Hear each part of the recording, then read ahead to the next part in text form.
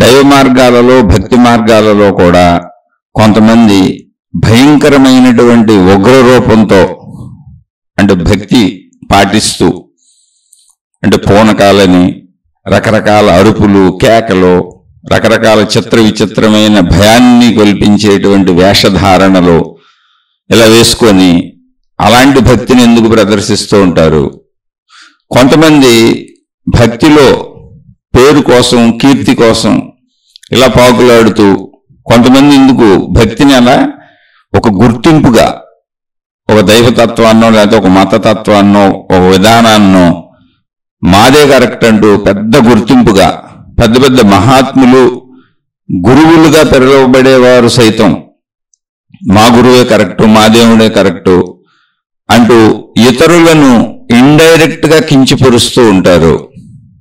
కొందరు చాలా సాత్వికంగా ప్రశాంతంగా అందరూ ఒకటైన విశ్రాంతిగా అలా నిశ్చలంగా ఉంటారు మహాత్ములు. ఇలా ఎందుకు ఇన్ని రకాలుగా మనుషులు అసలు ఎందుకు ఉంటున్నారు? మహాత్ములు ఎందుకు ఉంటున్నారు? ఇన్ని భేదాలు ఎందుకు ఉంటున్నాయి? సత్యం అనేది అర్థమైతే అందరికీ ఒక రకంగానే ఉండాలి కదా, ఇది వీరి సందేహం. అంటే దీన్ని క్లుప్తంగా చెప్పాను. వీరు అనేక మంది గురువులను అనేక విధానాలను అనేక పద్ధతులను కొన్ని గ్రామీణ ప్రాంతాల్లో పల్లెటూరుల్లో జరిగేటువంటి అనేక రకాలైనటువంటి దేవతా ఉత్సవాలను అందులో జరిగేటువంటి బలులను ఇలా రకరకాలుగా ప్రస్తావిస్తూ రాశారు. నేను అవన్నీ ఏమి చదవకుండా అంటే అవి ఏమి పూర్తిగా చదివినా ఎవరినో విమర్శించినట్టు ఉంటాయి, ఎవరినో తిడుతున్నట్టు ఉంటాయి. అక్కడ మన ఉద్దేశం అది కాదు. ఆ ప్రశ్న అడిగిన వారి ఉద్దేశం కూడా అది కాదు. అసలు ఇలా ఎందుకు రకరకాలుగా ఉన్నాయని అంటే భక్తిలోనే దైవ మార్గంలోనే ఏంటి ఈ గజిబిజిలు ఏంటి కొన్ని అసలు భయంకరంగా అనిపిస్తున్నాయి, చూస్తుంటేనే భయం గొలుపుతుంది. కొన్ని ఏమో అసలు మాదే గొప్ప మేమే గొప్ప అని విపరీతమైన రాజసాన్ని అంటే ప్రదర్శిస్తున్నారు. కీర్తి ప్రతిష్టలు ఏంటి? గురువులు మహాత్ములు మామూలు వాళ్ళు కాదు. ఇండైరెక్ట్ గా ఇతర గురువుల్ని నిందిస్తూ ఇతర మతాలను నిందిస్తూ అదంతా ఇండైరెక్ట్ గా ఉంటుంది. కానీ వాళ్ళు వేషధారణలో మహాత్ముల్లాగానే కనబడుతూ ఉంటారు. కొందరేమో అసలు ఎవరు జోలికి వెళ్లకుండా ప్రశాంతంగా ఉంటారు. ఏంటి ఇదంతా అని అంటే ఈ ప్రశ్నలోనే సమాధానాలు ఉన్నాయి. ఎలా ఉన్నాయంటే కొంతమంది ప్రశాంతంగా ఉంటారు, సాత్వికంగా ఉంటారు అన్నమే అది సత్వగుణం, అది గుణం.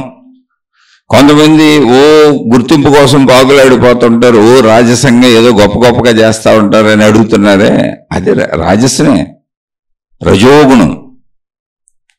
ఇంకా కొంత భయంకరంగా ఉంటుంది, భీతి గొలుపుతూ ఉంటుంది. అసలు వాళ్ళు చేసే విధానాలు ఆచార సాంప్రదాయాలు చూస్తేనే భయం వేస్తూ ఉంటుంది. అక్కడికి వెళ్తే అనిపించింది ఒక గగురుపాటు కలుగుతుందే భక్తి, దేవుళ్ళు దేవతలు విధానాలు వాళ్ళు పాటించేవి, అది తమో భక్తి. భక్తే తమో గుణం. అయితే ఇది భక్తిలో మీరు అడిగారు, కానీ అసలు మొత్తం విశ్వవ్యాప్తంగా సృష్టి అంతా 3 గుణాల కలయికతో ఉన్నది అని మహాత్ములు చెప్పారు. అది ఒక భక్తిలో ఒక ఆధ్యాత్మికతలో ఒక దైవ మార్గంలోని కాదు. సృష్టి మొత్తం 3 గుణాల కలయికలతో ఉంది. తమో గుణము, రజోగుణము, సత్వగుణము. మళ్ళీ గుర్తుపెట్టుకోండి, ఇవన్నీ పేర్లు, ఇవన్నీ పేర్లే. పేర్లు లేకపోతే భాష ఎలా చెప్పుకుంటాం మనం? ఒక పేరుకు ఒక అర్థాన్ని సూచించి ఆ అర్థాన్ని ఈ అర్థం వచ్చేదంతా ఈ పేరు అన్నప్పుడు ఇతరులకు కమ్యూనికేట్ చేయడానికి పేర్లు పెట్టుకున్నాం మనం. అలా పేర్లు మాత్రం ఇందులో సబ్జెక్ట్ అర్థం చేసుకోండి, విషయాన్ని అర్థం చేసుకోండి. తమో గుణము, రజోగుణము, సత్వగుణము. తమో గుణము అన్నప్పుడు అసలు సృష్టిలో ఉన్నదంతా జడ పదార్థాలన్నీ తమస్సుకు సంబంధించి ఉంటాయి. అంటే జడత్వం, కదలికలు ఉండవు. దాన్ని తమస్సుగా తీసుకోవచ్చు మనం, జడత్వాన్ని తమస్సుగా తీసుకోవచ్చు. అంటే కొండలు గోటలు నదులు అంటే తమంతట తాము స్వతంత్రంగా చెలించలేనివి తమస్సుగా తీసుకోవచ్చు. అలాగే తమంతట తాము స్వతంత్రంగా చెలించగలిగినవి రజస్సుగా తీసుకోవచ్చు. ఇప్పుడు సూర్యుడు ప్రకాశిస్తున్నాడు, వెలుగు వస్తుంది, రజోగుణంగా తీసుకోవచ్చు. వాయువు కదులుతుంది అంటే చలన ప్రక్రియలన్నీ రజోగుణంగా తీసుకోవచ్చు. ఈ చలన ప్రక్రియల్లో తీవ్రతని రజోగుణంగా తీసుకోవచ్చు. అటు జడత్వము కాదు, ఇటు చలన ప్రక్రియలో తీవ్రత కాదు. చలన ప్రక్రియ కలిగి ఉండి కూడా ప్రశాంతంగా, స్థిరంగా, నిశ్చలంగా, నిర్మలంగా ఉండగలిగినటువంటి స్థితిని సాత్విక ప్రవృత్తిగా తీసుకోవచ్చు. ఇప్పుడు జడత్వంలో అంటే ఏంటి? రాళ్ళు రప్పలు ఇటువంటి జడత్వంలో చలన ప్రక్రియ లేదు అసలు. కాబట్టి తమో గుణం. ఇక చలన ప్రక్రియ వచ్చింది, కదలిక వచ్చింది, అది కదులుతూనే ఉంటుంది. ఎప్పుడు కదలిక లేకుండా ఉండలేదు. అయితే కదలకుండా ఉంటుంది, అది తమో గుణం. లేదా కదులుతూనే ఉంటుంది, అది రజోగుణం. కాదు, అవసరమైనప్పుడు కదలగలదు, అవసరమైనప్పుడు ప్రశాంతంగా ఉండగలదు. కదులుతూ కదలకుండా ఉండగలదు, కదలకుండా కదులుతూ ఉండగలదు. రెండు స్థితుల్ని తనలో స్థిరంగా ఉంచుకోగలదు. అదొక ప్రశాంతత, అదొక నిర్మలత. కదులుతూ కదలకుండా ఉండగలదు, కదలకుండా కదులుతూ ఉండగలదు. ఇప్పుడు జడత్వంలో కదిలే స్థితి లేదు, కదలికలో జడత్వం లేదు, అంటే నిలకడ స్థితి లేదు. కానీ సాత్వికతలో కదిలే గుణంలో నిలకడ స్థితి ఉంది, నిలకడ స్థితిలో కదిలే గుణం ఉంది. అదొక నిశ్చలత్వం, అదొక ప్రశాంతత. ఇలా మూడు గుణాలుగా మొత్తం సృష్టి యొక్క పనితీరును గమనించిన మహాత్ములు మూడు గుణాలుగా విభజించి వాటికి పేర్లు పెట్టారు. తమో గుణము, రజోగుణము, సత్వగుణము అని. సృష్టి అంతా ఇలాగే ఉంటుంది. అస్సలు కదలనే ఉంటాయి జడ పదార్థాలు అనేసాం మనం. ఎప్పుడు కదులుతూ ఉండేవే ఉంటాయి సృష్టి, జీవులు. ఇప్పుడు మానవులు ఎప్పుడు కదులుతూనే ఉంటారు. చెట్లు, జంతువులు ఇవన్నీ రజోగుణంగా తీసుకోవచ్చు సృష్టిని. అంటే నిరంతరం మార్పు చెందుతూ ఉంటుంది, నిరంతరం కదిలిపోతూ ఉంటుంది. కదలటం అంటే ఏంటి? పుట్టిన దగ్గర నుంచి ఆయువు కదులుతానే ఉంది అన్నింటికి. మరణంతో పూర్తయిపోతూ ఉంటుంది, మళ్ళీ కొత్తవి వస్తూనే ఉంటాయి, కొత్త సృష్టి జరుగుతూనే ఉంటుంది. అంటే సృష్టి ప్రక్రియ మొత్తం రజోగుణం. ఇందులో జడత్వం, కదలలేంది. ఇందులో సాత్వికత ఏంటి అంటే శక్తి, సృష్టికి ఆధారమైనటువంటి శక్తి. ఆకాశము, ఆకాశతత్వము సాత్వికత. అక్కడి నుంచి వాయువు, తేజస్సు, నీరు, భూమి. వాయువు, తేజస్సు, నీరు ఇవి చూస్తే వాయువు, తేజస్సు కదలికలతో ఉంటాయి. అంటే ఊరికి అర్థం అవడానికి మాట్లాడుకుంటున్నాం. అంటే ఇందులో ప్రతిదీ మీరు కోడిగుడ్డు మీద ఏకలు పీకినట్టు పీక్కోక్కర్లా, మీకు అర్థం అవడానికి ఉదాహరణలు చెబుతున్నా. ఇందులో భూమి మనకి జడత్వములా అనిపిస్తుంది, నీరు కూడా జడత్వములా అనిపిస్తుంది. ఎందుకంటే నీరు పల్లపు ప్రాంతానికి వాలుకి ప్రవహించగలదు తప్ప స్వతంత్రత లేదు దానికి, అలా ఉంటుంది. ఇలా మొత్తం సృష్టిని పరిశీలించినటువంటి మహాత్ములు దీన్ని వర్గీకరించారు. అయితే ఎన్ని అలా వర్గీకరించినా మనకు తెలిసింది మానవ జాతి ఒకటే. విషయాన్ని ఊరుకుని చెప్పుకున్నాను తప్ప మానవ జాతిలో ఒక మానవుడిగా నాలో ఉన్న తమో గుణం ఏంటి, రజోగుణం ఏంటి, సత్వగుణం ఏంటి, అసలు మానవులందరికీ మూడు గుణాలు ఉంటాయా అంటే మొత్తం ప్రతి మానవుడికి మూడు గుణాలు ఉంటాయి. ఈ మూడు గుణాల కలయికతోనే సృష్టి మొత్తం ఉంటుంది. మొత్తం సృష్టి అలాగే ఉంటుంది. ఇప్పుడు మనలో తమో గుణం ఏంటి అంటే మనలో జడత్వ లక్షణాలు ఏంటో అది తమో గుణం. జడత్వానికి దగ్గరగా ఉన్న లక్షణాలు ఏంటి అదంతా తమో గుణం. ఇప్పుడు నిద్రపోవాలంటే జడత్వం, ఇంకా ఏం లేదు, మన స్పృహ మనకే తెలియదు. అలాగే బద్ధకం, లేజినెస్, పని చేయొద్దు అనిపించడం, నాకేం చెయ్యాలని ఉండకపోవడం, ఒక మందకొడితనం, ఇటువంటి గుణాలన్నీ కూడా తమో గుణం. అలాగే ఈ తమో గుణము యొక్క అంటే ఈ తమో గుణము, రజోగుణము, సత్వగుణము అన్నీ కలిసి ఉన్నాయిగా. ఒక మనిషిలో మూడు కలిసి ఉన్నాయి. ఈ జడత్వ లక్షణాలన్నీ తమో గుణం, చైతన్య లక్షణాలన్నీ రజోగుణం. ఆగని ఆలోచనలు, నిరంతర కదలికలు, నిరంతర పరుగులు, ఉరుకులు, ఇవి కూడా ఉన్నాయి మనలో. కదలికలు కూడా ఉన్నాయి, అది రజోగుణం. అటు కదులుతూ ఇటు జడత్వంగా బద్ధకంగా ఉంటూ నిద్రపోతూ అప్పుడప్పుడు మెలకువలో ప్రశాంతంగా ఉంటాం, అది సత్వగుణం. అందరిలోనూ ఇవన్నీ ఉంటాయి, ప్రతి మనిషిలోనూ. అయితే ఇందులో ఏది ఎక్కువ పాళ్ళు ఉంది, ఏది ఎలా ఉన్నది, ఏ కాంబినేషన్లో పనిచేస్తుంది, మూడు కలిసే ఉన్నాయి, విడదీయటానికి లేదు. ఇవన్నీ విడదీయటానికి లేదు, ఊరికి అర్థం అవడానికి చెప్పారు. ఆ కాంబినేషన్స్ని బట్టి మనిషి పనితీరు ఉంటుంది. అంటే అధిక తమో గుణానికి అధిక రజోగుణం కలిసిందనుకోండి, నీచమైన, క్షుద్రమైన, భయంకరమైనటువంటి చేస్తారు.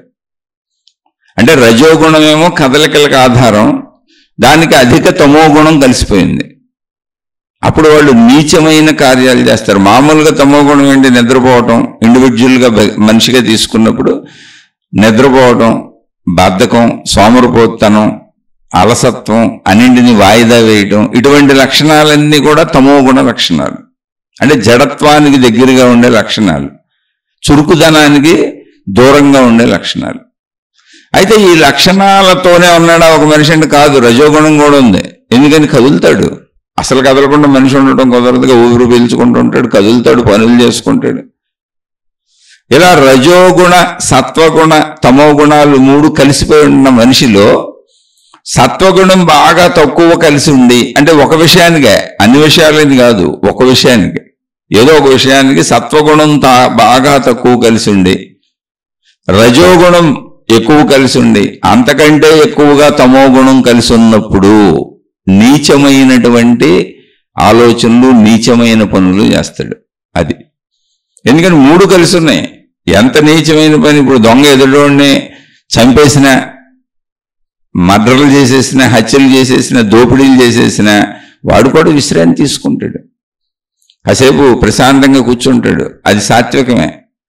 కానీ ఆ మర్డర్లు చేస్తున్నప్పుడు, దొంగతనాలు చేస్తున్నప్పుడు, అన్యాయాలు చేస్తున్నప్పుడు, మోసాలు చేస్తున్నప్పుడు ఉన్నటువంటి చురుకుతనం ఉందే, కదలిక ఉందే, అది రజోగుణమే. కానీ తమో గుణంతో కలిసిపోయిన రజోగుణం, అది నీచ గుణం. అది ఎదుటి వాళ్ళకి ఎంత హాని చేస్తాను కానీ వెనుకాడదు. అంటే మనం మనుషులుగా మానవ ప్రవృత్తిని చూసుకుంటున్నాం. అందుకని తమో రజో సత్వగుణముల కలయికలో సత్వం బాగా తక్కువ ఉండి, దానికంటే రజస్సు ఎక్కువ ఉండి, దానికంటే తమో గుణం ఎక్కువ ఉన్నటువంటి ఈ మూడు కలయికల్లో ఉన్న మనిషి నీచమైన పనులు అధికంగా చేస్తాడు. ఇప్పుడు ఆ నీచమైన పనులు అధికంగా చేసేవాడు అంటే ఎవరినో చంపేశాడు, చంపేసి వాడి దగ్గరికి లాక్కుపోయాడు, ఎవరినో మోసం చేసి వాళ్ళ దగ్గరికి లాక్కుపోయాడు, వాడు మంచి పనులు చేయడా అంటే, చంపేసి ఎవరి దగ్గర ఎత్తుకుపోయేవాడు కూడా ఎవరైనా కనపడి అయ్యా అన్నం తినలేదు 10 రూపాయలు ఇవ్వండి అంటే ఇవ్వచ్చు, వాళ్ళు సత్వగుణం బయటికి రావచ్చు, నాకు కూడా ఆకలి బాధ తెలుసు కదా అని. కానీ వాడికి అనిపించినప్పుడు, వాడి బుర్రలో తోచినప్పుడు, ఎదుటివాడి దగ్గర ఏదో కనపడినప్పుడు ఇక వాళ్ళ తమో గుణం పేటరేగిపోద్ది, దానికి రజోగుణం కలిసి వెళ్ళిపోయి నీచ కార్యాలన్నీ చేసేస్తాడు. ఎప్పుడు అలాగే ఉంటారని కాదు, అలా అవుతారు సమయ సందర్భాలను బట్టి. అది తమో గుణం. అంటే మొత్తం మూడు కలిసే ఉంటాయి ప్రతి మనిషిలో, స్థాయి భేదాలుగా మార్పులు చెందుతూ ఉంటాయి. అలా రజో తమస్సులు ఎక్కువైపోయినప్పుడు, తమస్సు ఎక్కువైనప్పుడు, సత్వరజస్సులు తక్కువ ఉన్నప్పుడు అతి నీచమైన కార్యాలు చేస్తారు.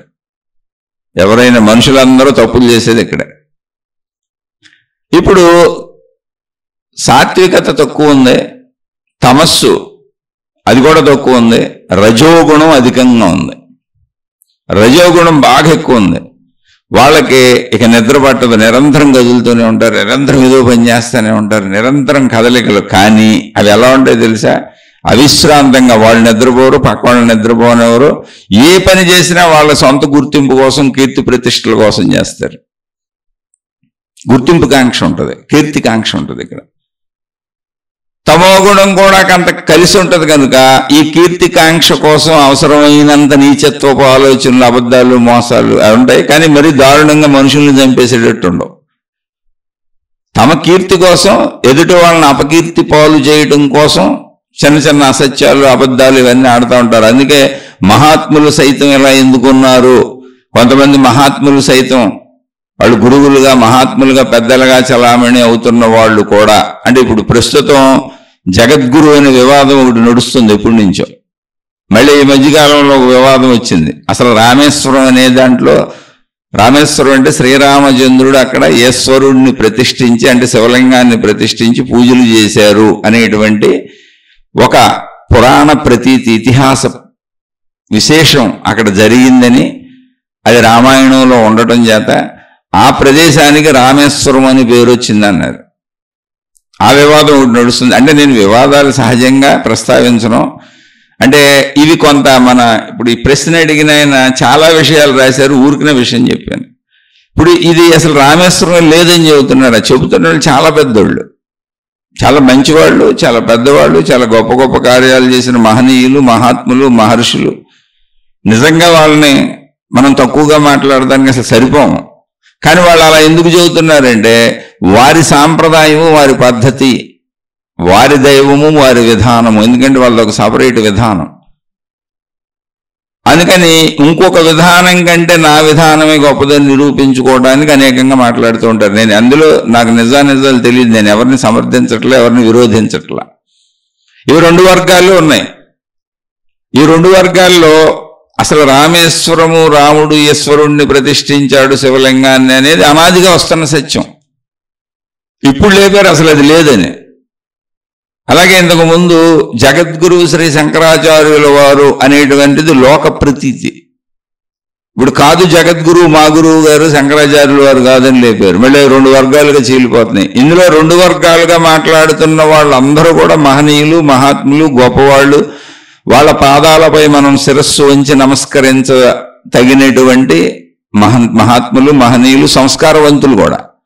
అయినా కూడా ఇటువంటివి ఎందుకు వస్తున్నాయి? అనేక చోట్ల వస్తాయి, అనేక మతాల్లో వస్తాయి, అనేక చోట్ల వస్తాయి, అనేక మంది దగ్గర వస్తాయి. ఎందుకని అంటే ఎంతో కొంత రజస్సు పనిచేస్తుంది.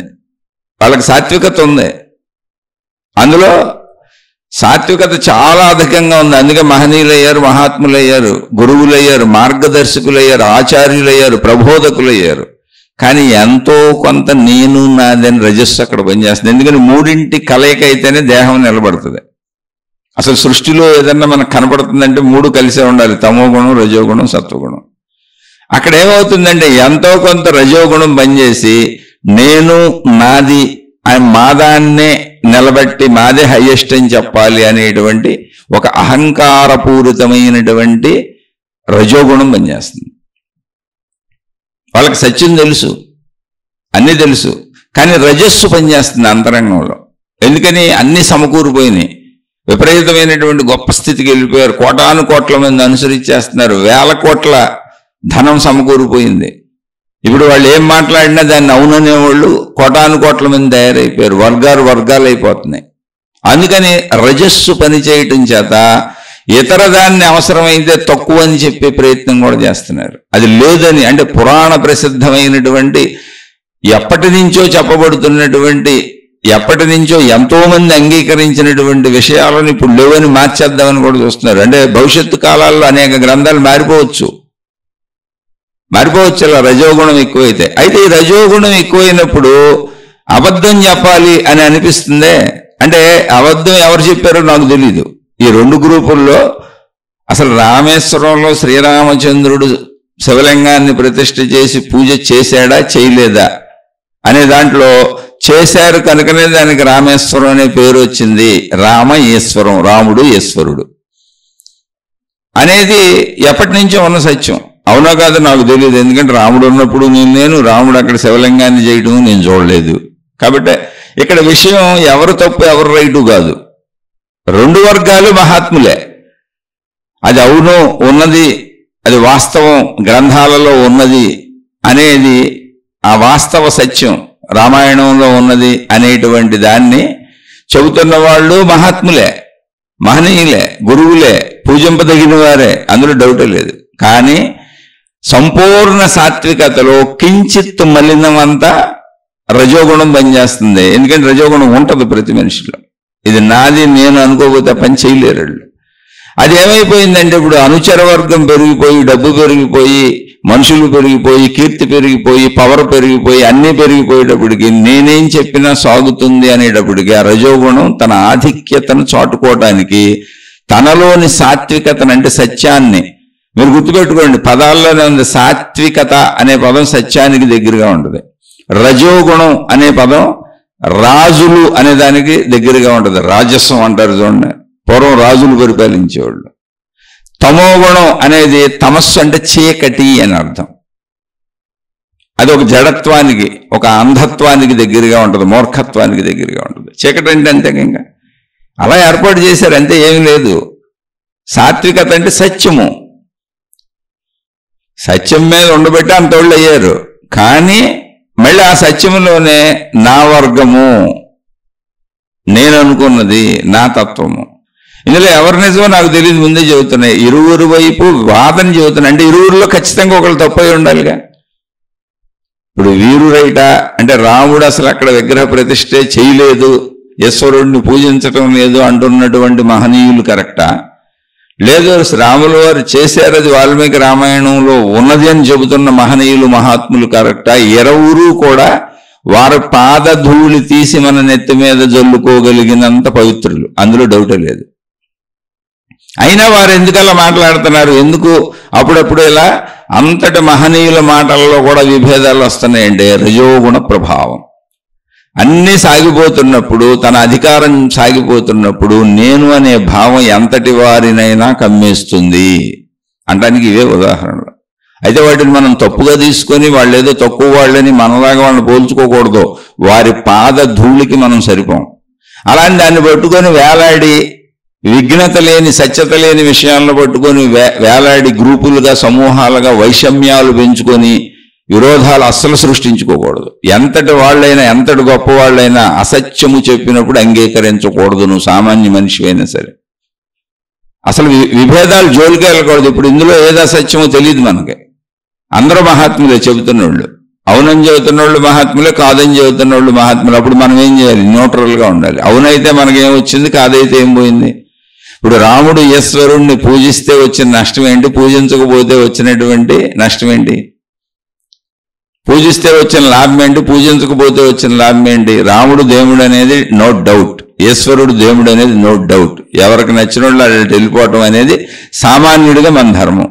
వీరు అలా ఎందుకు మాట్లాడుతున్నారు అంటే కొంతమంది సామాన్యులకు వస్తుంది, వీళ్ళు గ్రూపులుగా ఎటు వెళ్ళిపోదాం అనుకుంటున్నారు. ఎప్పుడు గ్రూపులు కట్టకూడదు.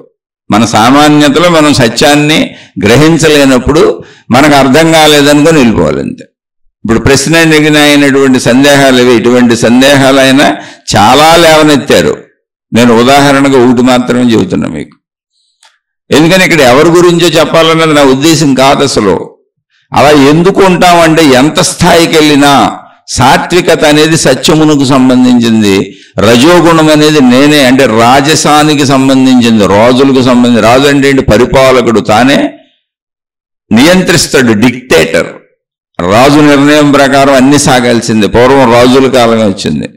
ఇప్పుడు ప్రజాస్వామ్య ప్రభుత్వాలలో ఎన్నుకోబడిన ప్రభుత్వమే రాజు, దాని లీడరే వాళ్ళు ఏం చెబితే 5 ఏళ్ళు అలా సాగాల్సిందే.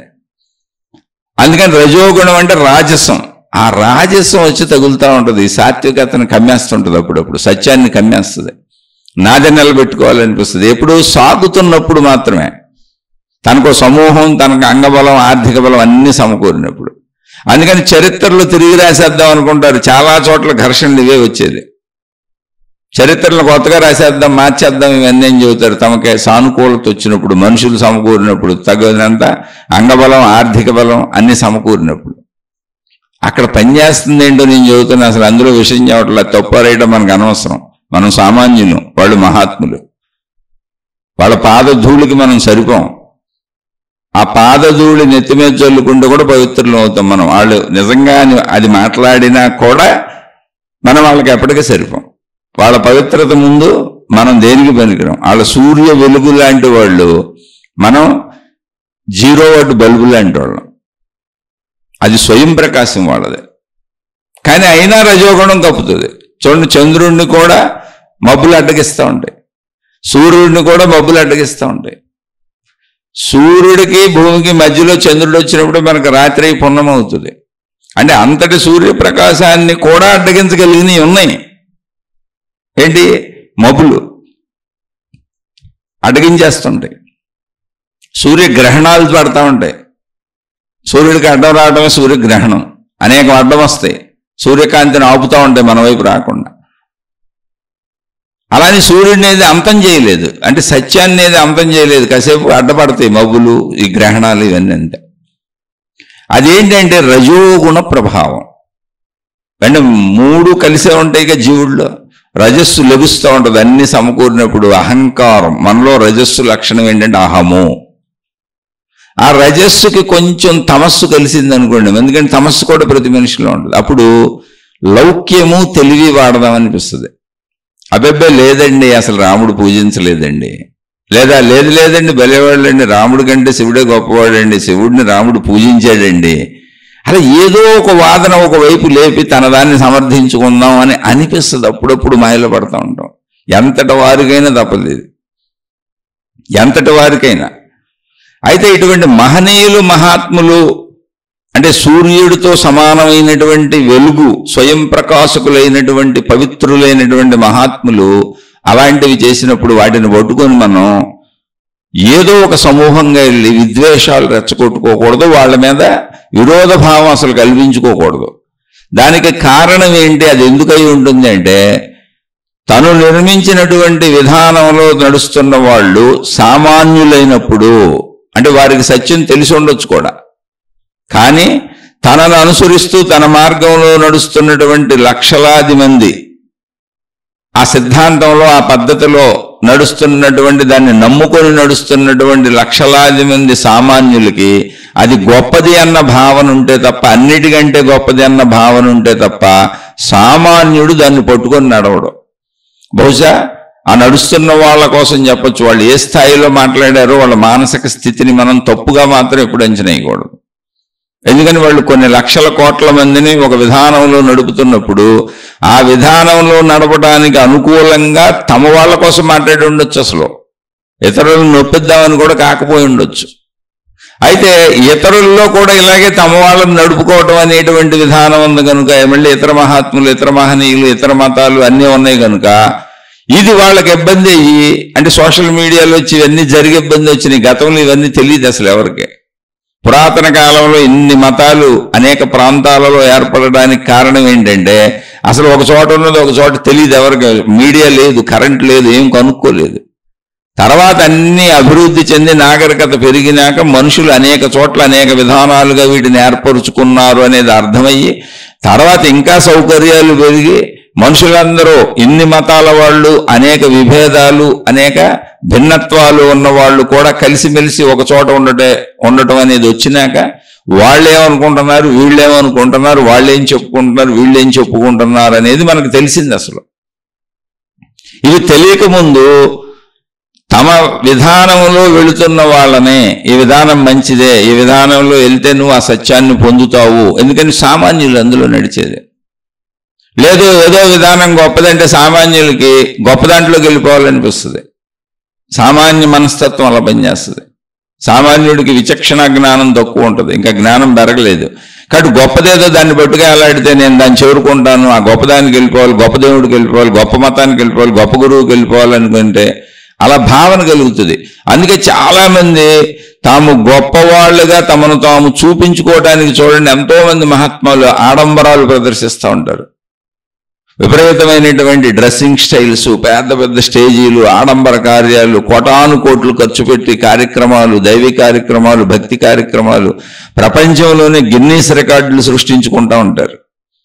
ఇవన్నీ ఎందుకంటే తమను అనుసరించి నడుస్తున్నటువంటి సామాన్యులకు, జాగ్రత్తగానండి, ఏది గొప్పదో, ఎంత గొప్పదైతే అంత దాన్ని పట్టుకు వేలాడదాం అనిపిస్తుంది. సామాన్యుడు ఎప్పుడు గొప్పవాటిని కోరుకుంటాడు, ఎప్పుడు ఎక్కువదే కావాలి, ఎక్కువ కావాలి. అసలు మనం చూడండి, మనకి ఏం కావాలన్నా తినేవి, తాగేవి, సంపాదన అన్ని ఎక్కువ కావాలి అనిపిస్తూ ఉంటుంది. చూడండి, మనకి ఎక్కువ కోసం ప్రయత్నిస్తాం అన్ని చోట్ల అంతే.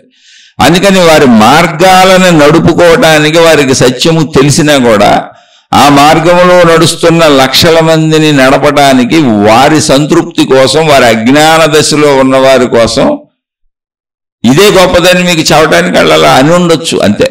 అంతకంటే మనం దాన్ని వైషమ్యంతో, విరోధంతో ఆలోచించకూడదు. అందులో మంచి ఏంటో ఆలోచించాలి. ఎందుకనంటే మంచి వాళ్ళు ఎప్పుడు మంచినే చేస్తారు, చెడుని అసలు చేయరు వాళ్ళు, ఎన్నైనా చెప్పనివ్వండి. లేకపోతే అంత మంచి వాళ్ళు అవ్వలేరు వాళ్ళు.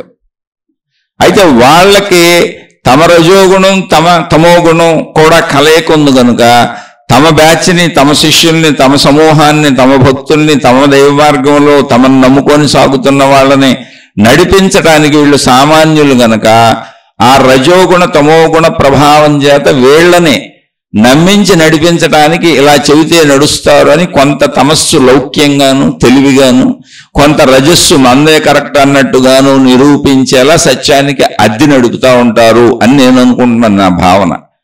లేకపోతే అంత ఉన్నత స్థాయికి వాళ్ళు చేరుకోలేరు. ఎంతో సాత్వికత, సత్య ప్రవృత్తి, సత్యనిష్ట, ధర్మనిష్ట, దైవనిష్ట, భక్తి ఇవన్నీ ఉంటే తప్ప అంతటి స్థితికి వాళ్ళు చేరుకోలేరు. కోటాను కోట్ల మంది అనుసరించే అంత ఉత్తమ స్థితికి వెళ్ళాలంటే వాళ్ళు చాలా ఉత్తమత్వం ఉండాలి. అందుకని అక్కడ వైషమ్యాలతో ఆలోచించకూడదు. వాళ్ళు అసలు ఆ మాట ఎవరికి చెప్పారు? వాళ్ళు ఎదుటి వాళ్ళని ఉద్దేశించి ద్వేషించి చెప్పలా. వాళ్ళ సభలలో వాళ్ళకి సంబంధించిన చోట వాళ్ళ అనుయాయులకి వాళ్ళ మార్గం కరెక్ట్ అని నిరూపించడానికి ఈ మార్గంలో మీరు సాగండి అని ఉద్దేశపూర్వకంగా చెప్పుండొచ్చు. ఆ ఉద్దేశపూర్వకంగా చెప్పడానికి వాళ్ళకి సహకరించింది ఏంటి? రజోగుణం, తమోగుణం. అదే సత్వగుణం కలిసిందనుకోండి, అంటే తమో రజోగుణాలను పడుకోబెట్టేసి సత్వగుణం మొత్తం డామినేట్ చేసేసింది అనుకోండి, అలా చెప్పరు. మందే ఆడదే అన్నీ ఒకటని చెబుతారు, అందరూ ఒకటని చెబుతారు. అంటే ఒక చిన్న తేడా అంతే, ఏం లేదు అక్కడ. అందుకని ఇంతమంది ఇన్ని రకాల తేడాలు మహాత్ములు ఎందుకున్నారంటే సాత్వికత మొత్తం తమస్సుని రజస్సుని కూడా సాత్వికత ముంచేసి సత్యం ముంచేసినప్పుడు వాళ్ళు చాలా ప్రశాంత చిత్తులుగా ఉంటారు. మొత్తం ఒకటే అని చెబుతారు, భక్తి చెబుతారు, జ్ఞానం చెబుతారు, బోధలు చేస్తారు, వచ్చిన వాళ్ళకి చెబుతారు, అడిగింది చెబుతారు. కానీ ఎక్కడా కూడా ఇది గొప్పది, ఇది తక్కువది, ఈ దేవుడు గొప్పోడు, ఈ దేవుడు తక్కువోడు అలాంటివి అసలు చెప్పరు. తక్కువ ఎక్కువలు ఉండవు, సమత ఉంటుంది వాళ్ళకి. ఆ సమతను బోధిస్తారు. సమతను బోధించేటువంటి సత్యమే సాత్విక గుణము. మీరు ఒకవేళ మీలో సాత్విక గుణాన్ని పెంచుకోవాలనుకోండి, సమతని మీరు ఆచరణలోకి తెచ్చుకుంటే సాత్విక గుణం పెరిగిపోద్ది. అంతే మనలైనా. ఇప్పుడు ఆ గుణ లక్షణాలు ఏంటో అలా వాటిని ప్రదర్శిస్తూ వెళ్తే ఆ గుణాలు పెరిగిపోతాయి మనలో. అలా పెంచుకోవటమే, అవి ఏమి రావు, వాటంతటా వచ్చి ఊడి పడవు, మనం పెంచుకున్నాయి. కాదు అహంకారాన్ని పెంచుకున్నాం అనుకోండి, రజోగుణం పెరిగిపోతూ ఉంటుంది. ఎవరినైనా నువ్వెంత అంటాం, వాడెంత అంటాం, నాదే గొప్పదంటాం, నేనే గొప్ప అంటాం, నా సిద్ధాంతమే గొప్ప అంటాం, నా పద్ధతే గొప్ప అంటాం, నా మతమే గొప్ప అంటాం, నా దేవుడే గొప్ప అంటాం, నా కుటుంబమే గొప్ప అంటాం, నా పిల్లలే గొప్ప అంటాం, నేను చెప్పేదే గొప్ప అంటాం. మొత్తం ఏదైనా నాదే గొప్ప అని పక్కదాన్ని పడేసే ప్రయత్నం చేస్తూ ఉంటాం. తమో గుణం ఆధిక్యమైపోయింది అనుకోండి, అంటే రజస్సు సాత్వికతలు కూడా ఉంటాయండి. మళ్ళీ చెబుతున్నా, ఆధిక్యత మాత్రమే అయినప్పుడు నీచ కార్యాలు చేసైనా, అబద్ధాలు చెప్పైనా, మోసాలు చెప్పైనా రూమర్లు సృష్టిస్తూ ఉంటారు. చూడండి, జనాల మీద చాలా మంది లేనిపోయిన రూమర్స్ సృష్టిస్తూ ఉంటారు. అంటే ఈ పక్కవాడిని పడేయాలి, పక్కవాడిని నాశనం చేయాలి. ఈర్ష్య, అసూయ, ద్వేషాలు ఇవన్నీ తమో గుణ లక్షణాలు. లాభం వచ్చినా రాకపోయినా పర్వాలేదు, పక్కవాడికి మాత్రం లాభం రాకూడదు. నేను నష్టపోయినా పర్వాలేదు, పక్కవాడు మాత్రం లాభపడకూడదు. ఇవి తమో గుణ లక్షణాలు. రజోగుణ లక్షణాలు ఏంటంటే తన చుట్టూ ఉన్న వాళ్ళందరికంటే తానే ఆధిక్యమని నిరూపించుకోవాలి. సత్వగుణ లక్షణం ఏంటంటే సమత. అందరూ అనేక రకాలుగా ఉంటారు సార్, అంతా ఒకటేను, ఏదో ఆ పనుల్లో అలా ప్రవర్తిస్తూ ఉంటారు, అంత మంచిదే, ఏం లేదు అనేటువంటి ఒక సమత. అది మామూలు చర్యల్లోనూ అలాగే ఉంటారు వాళ్ళు, అదే సత్యం. రకరకాల మనుషులు సార్ రకరకాలుగా ఉంటారు, ఎందుకు మనం వాటికి బుర్రలు పీక్కోవటం అంటారు వాళ్ళు. అది సమత, సాత్విక గుణం. అది ఆధ్యాత్మికతలోనంతే, భక్తిలోనంతే, అంటే ఎక్కడైనా అంతే. అందుకని జాగ్రత్తగా ఇక్కడ మనం ఎటు వెళ్తున్నామో మనం చూసుకోవాలి. బయట భక్తులు అలా ఎందుకు ఉన్నాయి అంటే, ఇప్పుడు చూడండి, చాలా భక్తుల్లో భయంకరమైనటువంటి క్షుద్ర పూజలని, బలులు ఇవ్వటం అని రకరకాల చర్యలు ఉంటాయి. నిజంగానే కొన్ని చోట్ల చూస్తే అసలు భయం కల్పిస్తూ ఉంటుంది. పెద్ద పెద్ద మోతలో ఊరంతా అడిలిపోయేటట్టు మైకులు పెడతారు, పెద్ద పెద్ద మోతలో. అసలు మామూలు ముసలోళ్ళు పాపం కొంచెం ఒక రకమైనటువంటి నాజుకు సెన్సిటివ్ స్వభావం ఉన్నోళ్ళు, వయసు మీరిన పోయిళ్ళు ఆ సౌండ్లుగా ఎదిరిపోతారు. మామూలు భక్తే సౌండ్లతో చంపేస్తారు. అసలు ఏం చెప్పాలో తెలియదు. ఒక పక్కనేమో దైవభక్తి, అలాంటి దేవుడి కార్యక్రమాలు ఏం చేస్తాం, ఏం చెబుతాం?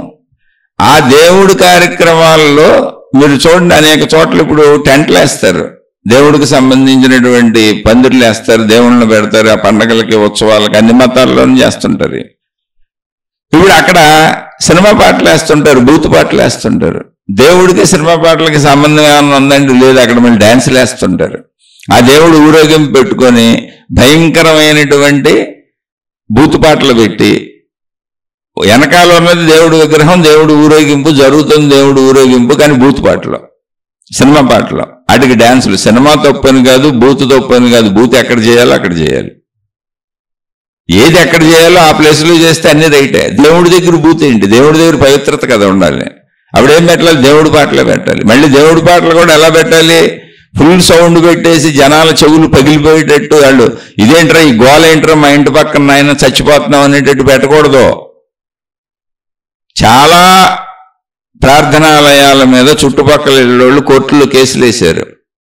ఏమంటే వీళ్ళు మైకులు పెట్టి మా ప్రాణాలు చేస్తున్నారు, మాకు దేవుడు అంటే ఇష్టమే, మాకు దేవుడు అంటే విరోధం ఏం లేదు, మేము కూడా ఆ దైవ భక్తులమే, ఆ ప్రార్థనాలయానికి వెళ్తాం, కానీ మేము నిరంతరం విపరీతమైన సౌండ్లు పెట్టి మైకులు పెట్టేస్తే మేము ఎలా బతకమని. అది తమో గుణ లక్షణం, తమో భక్తి. అది రజోభక్తి ఉన్నవాళ్ళు నిరంతరం వాళ్ళ గుర్తింపు. మీరు చూడండి, ఇప్పుడు అంటే ఊరికి మనలోనే మనకు తెలియటానికి దైవీ కార్యక్రమాలు వస్తాయి, అనేక దైవానికి సంబంధించినటువంటి ప్రోగ్రాంలు చేస్తూ ఉంటారు అన్ని మతాల్లో. ఆ దేవుడి బొమ్మ మధ్యలో చిన్నది ఉంటుంది, చుట్టూ వీళ్ళ బొమ్మలు, నిర్వాహకుల బొమ్మలు వేసేసుకుంటూ ఉంటారు, అడ్వర్టైజ్మెంట్లు, డబ్బులు ఇచ్చిన వాళ్ళ బొమ్మలు, రాజకీయ నాయకుల బొమ్మలు, సినిమా యాక్టర్ల బొమ్మలు. అంటే దానికి ఉపయోగపడి ఎవరు సెలబ్రిటీస్ వచ్చారో వాళ్ళ బొమ్మలు పెద్ద పెద్దవి ఉంటాయి. వాళ్ళ బొమ్మలు అన్నింటిలో మధ్యలో దేవుడు ఎక్కడో, దేవత ఎక్కడో ఇరుక్కుపోయి ఉంటారు. అన్ని మతాల్లో ఉంది ఇది. అది రజోగుణం. అంటే నా దేవుడితో సమానంగా పక్కన నేనే వేస్తున్నా, నా ఫోటో వేసేసుకుని నాది కార్యక్రమం నేను చేస్తున్నాను. అలా రజోగుణ ప్రధానమైనటువంటి వాళ్ళు ఆ దేవుడి పక్కన తమను కూర్చోబెట్టుకుంటారు. వాళ్ళు గురువులు కావచ్చు, మనుషులు కావచ్చు, మామూలు కావచ్చు, దేవుడి పక్కకి వెళ్ళిపోతారు వాళ్ళు. తమోగుణ ప్రధానులైనటువంటి వాళ్ళు అసలు ఆ దేవుడి పేరు మీద చుట్టూ ఉన్న వాళ్ళందరినీ భయభ్రాంతులకు గురి చేస్తూ ఉంటారు. కొంతమంది శాపాలు పెడతా ఉంటారు. గురువులు, మహాత్ములు, మాతాజీలుగా చలామణి అయ్యి తమోగుణ ఆధిక్యత ఉన్నవాళ్ళు, అంటే సత్వ రజోగుణాలు ఉంటాయి, లేకపోతే ఆ మార్గంలోకి వెళ్ళరు అసలు. కానీ వాళ్ళు చేసే పనులన్నీ ఎలా ఉంటాయంటే ప్రజలను భయభ్రాంతులకు గురి చేసి, వలలో పడినటువంటి చేపలు బయటకు వెళ్ళడానికి ఎలా వీలు ఉండదో, ఇక వాళ్ళ వలలో పడినటువంటి వాళ్ళు ఇక బయటకు వెళ్ళడానికి లేదు. ఇప్పుడు చాలా మంది చూడండి, మీరు అడగకుండానే సోషల్ మీడియాలో పెద్ద పెద్ద సెలబ్రిటీలకి జాతకాలు, జ్యోతిష్యాలు చెప్పేస్తుంటారు. అసలు ఎవరు అడగరా అన్నాయి, వీళ్ళకి ఎలా అయిపోద్ది, వాళ్ళకి అలా అయిపోద్ది, వీళ్ళకి అంటే భయభ్రాంతులకు గురి చేసేసి మళ్ళీ భక్తి పేరే వీళ్ళ దగ్గరికి వస్తే పరిహార పూజలు అవన్నీ చేస్తారనమాట. వీళ్ళు పరిహారాలు చెబుతారు. ఇదంతా కూడా ఒక రకమైన క్షుద్రత్వం. అది తమోగుణ ఆధిక్యత. రజోగుణ ఆధిక్యత ఉన్నోళ్ళు దేవుడి పక్కన వాళ్ళని వేసేసుకుంటారు. ఇప్పుడు ఓ పక్కన దేవుడిని ఉంచుతారు, మళ్ళీ ఎందుకో తెలుసు దేవుళ్ళ వీళ్ళకి విలువ ఉండదు, ఆ దేవుడి పేరు మీద వీళ్ళని నడిపేసుకుంటారు మొత్తం. ఇది రజోగుణ ఆధిక్యత. అటువంటి వాళ్ళు గురువులు కావచ్చు, మహాత్ములు కావచ్చు, మామూలు మనుషులు కావచ్చు. మీకు మామూలు మనుషుల్ని చూస్తే అనేక మతాలలో ఆ దైవ మందిరాలకు సంబంధించిన, ఆ దైవ ప్రార్థనాలయాలకు సంబంధించిన కార్యక్రమాలు వచ్చినప్పుడు ఆ దేవుడి పక్కన కింద నిర్వాహకుల బొమ్మలు వచ్చేస్తుంటాయి, లేదా డబ్బులు ఇచ్చిన వాళ్ళు బొమ్మలు అంటే చూడండి, సామాన్యులే. లేదు మహాత్ములు అయితే దేవుడితో పాటు వీళ్ళు బొమ్మలు వేసుకుంటారు. ఈ మహాత్ముడు బొమ్మ, అంత బొమ్మ, పక్కన దేవుడు బొమ్మ. ఇటు దేవుడు, ఇటు మహాత్ముడు, లేదా ఇటు దేవుడు, ఇటు మహాత్మురాలు. వీళ్ళు ఇప్పుడు ఆ స్థాయికి వెళ్ళిపోయారు. అది రజోగుణ ప్రధానం, గుర్తింపుగా ఉంది. సాత్వికులు ఉన్నది ఉన్నట్టు ఉంచుతారు, దేన్ని కదపరు. ఇప్పుడు దేవుడిది అనుకోండి, అక్కడ దైవ కార్యమే కనపడుతుంది, మనకి ఎవరికి ఇంపార్టెన్స్ కనపడదు. కార్యం జరుగుతూ ఉంటుంది, దైవ కార్యం జరుగుతూ ఉంటుంది, అన్ని జరుగుతూ ఉంటాయి, జరిపించేవాడు ఉంటాడు, అక్కడ మహాత్ముడు ఉంటాడు, మామూలు వాళ్ళు ఉంటారు, అందరూ ఉంటారు. కానీ అది అక్కడ ఏ దైవస్థానమో ఆ దైవుడికి మాత్రమే అది జరుగుతున్నట్టు అందరికీ తెలుస్తూ ఉంటుంది. ఏంటి సత్యము. సత్యం అంటే ఏంటి? ఆ దైవ కార్యక్రమం ఏదో పెట్టినప్పుడు ఆ దేవుడే కదా హైలైట్ అవ్వాలి, ఆ దేవుడికి సంబంధించి జరుగుతుందనే కదా తెలియాలి, అదే సత్యం. ఇంకా అక్కడ ఎవరి ఇంపార్టెన్స్ ఉండదు. ఆ గురువు ఉండడు, ఆ మాతాజీ ఉండదు, ఆ మామూలు మనిషి ఉండడు. ఒకవేళ అది మామూలు మనుషులు చేయొచ్చు, ఏదో చిన్నవి కట్టుకొని మామూలు మనుషులు చేయొచ్చు, లేదా పెద్ద పెద్ద సంస్థలు పెట్టి మహాత్ములు చేయొచ్చు. కానీ సాత్వికత అంటే సత్యముతో నడిచేవాళ్ళు చేసినప్పుడు దేనికి చేస్తున్నారో దానికే ఇంపార్టెన్స్ ఉంటుంది, వ్యక్తులకు ఇంపార్టెన్స్ ఉండదు. అది తమో రజో సాత్విక విధానాలు. ఇవి మామూలు జీవితంలోనూ ఇలాగే ఉంటారు, వీళ్ళు భక్తిలోనూ ఇలాగే ఉంటారు. అందుకని భయంకరమైనటువంటి భక్తి భయపెడుతుంది ఏంటి అంటే, భయపెట్టే అంత భక్తి ఏంటి అంటే అది క్షుద్రత్వ భక్తి కావచ్చు, గంతులు కావచ్చు, ఎగురుళ్ళు కావచ్చు, డ్యాన్సులు కావచ్చు, మోతలు కావచ్చు, లేదా సౌండులతో భయభ్రాంతుల్ని చేయొచ్చు, లేదా ఆ విధానాలతో భయభ్రాంతుల్ని చేయొచ్చు. ఇదంతా కూడా తమో గుణం ఆధిక్యమైనటువంటి భక్తి. అక్కడ ఇంకా కోళ్ళు కోసేస్తారా, మేకలు కోసేస్తారా, ఏం చేసేస్తారు, ఇక వాళ్ళ ఇష్టం. ఏ మతమైనా కానివ్వండి, అది ఆ వాతావరణమే మనకు భయాన్ని గొల్పిస్తూ ఉంటుంది. కానీ అది భక్తే. నిమ్మకాయలు కోసేస్తారు, కుంకాలు చల్లేస్తారు, పసుపులు చల్లేస్తారు, యాపమండలు ఆలాడేసేస్తారు, రకరకాలు చేసేస్తుంటారు. అని తప్పంటలా, తమో ఆధిక్యతతో ఉందంటే అడిగారు ఇన్ని రకాలు ఉన్నాయండి అని దాన్ని చెబుతాను. ఇందులో నేను దేన్ని తప్పు ఒప్పు అంటలేదు, విషయ విశ్లేషణ ఇస్తున్నా. అది రజోగుణానికి చేరినప్పుడు నా దేవుడు గొప్ప, నా మతం గొప్ప, నా సంస్థ గొప్ప, నా మతం గొప్ప, నా విధానమే గొప్ప, నేను గొప్ప అని చూపించుకుంటూ వెళ్తారు.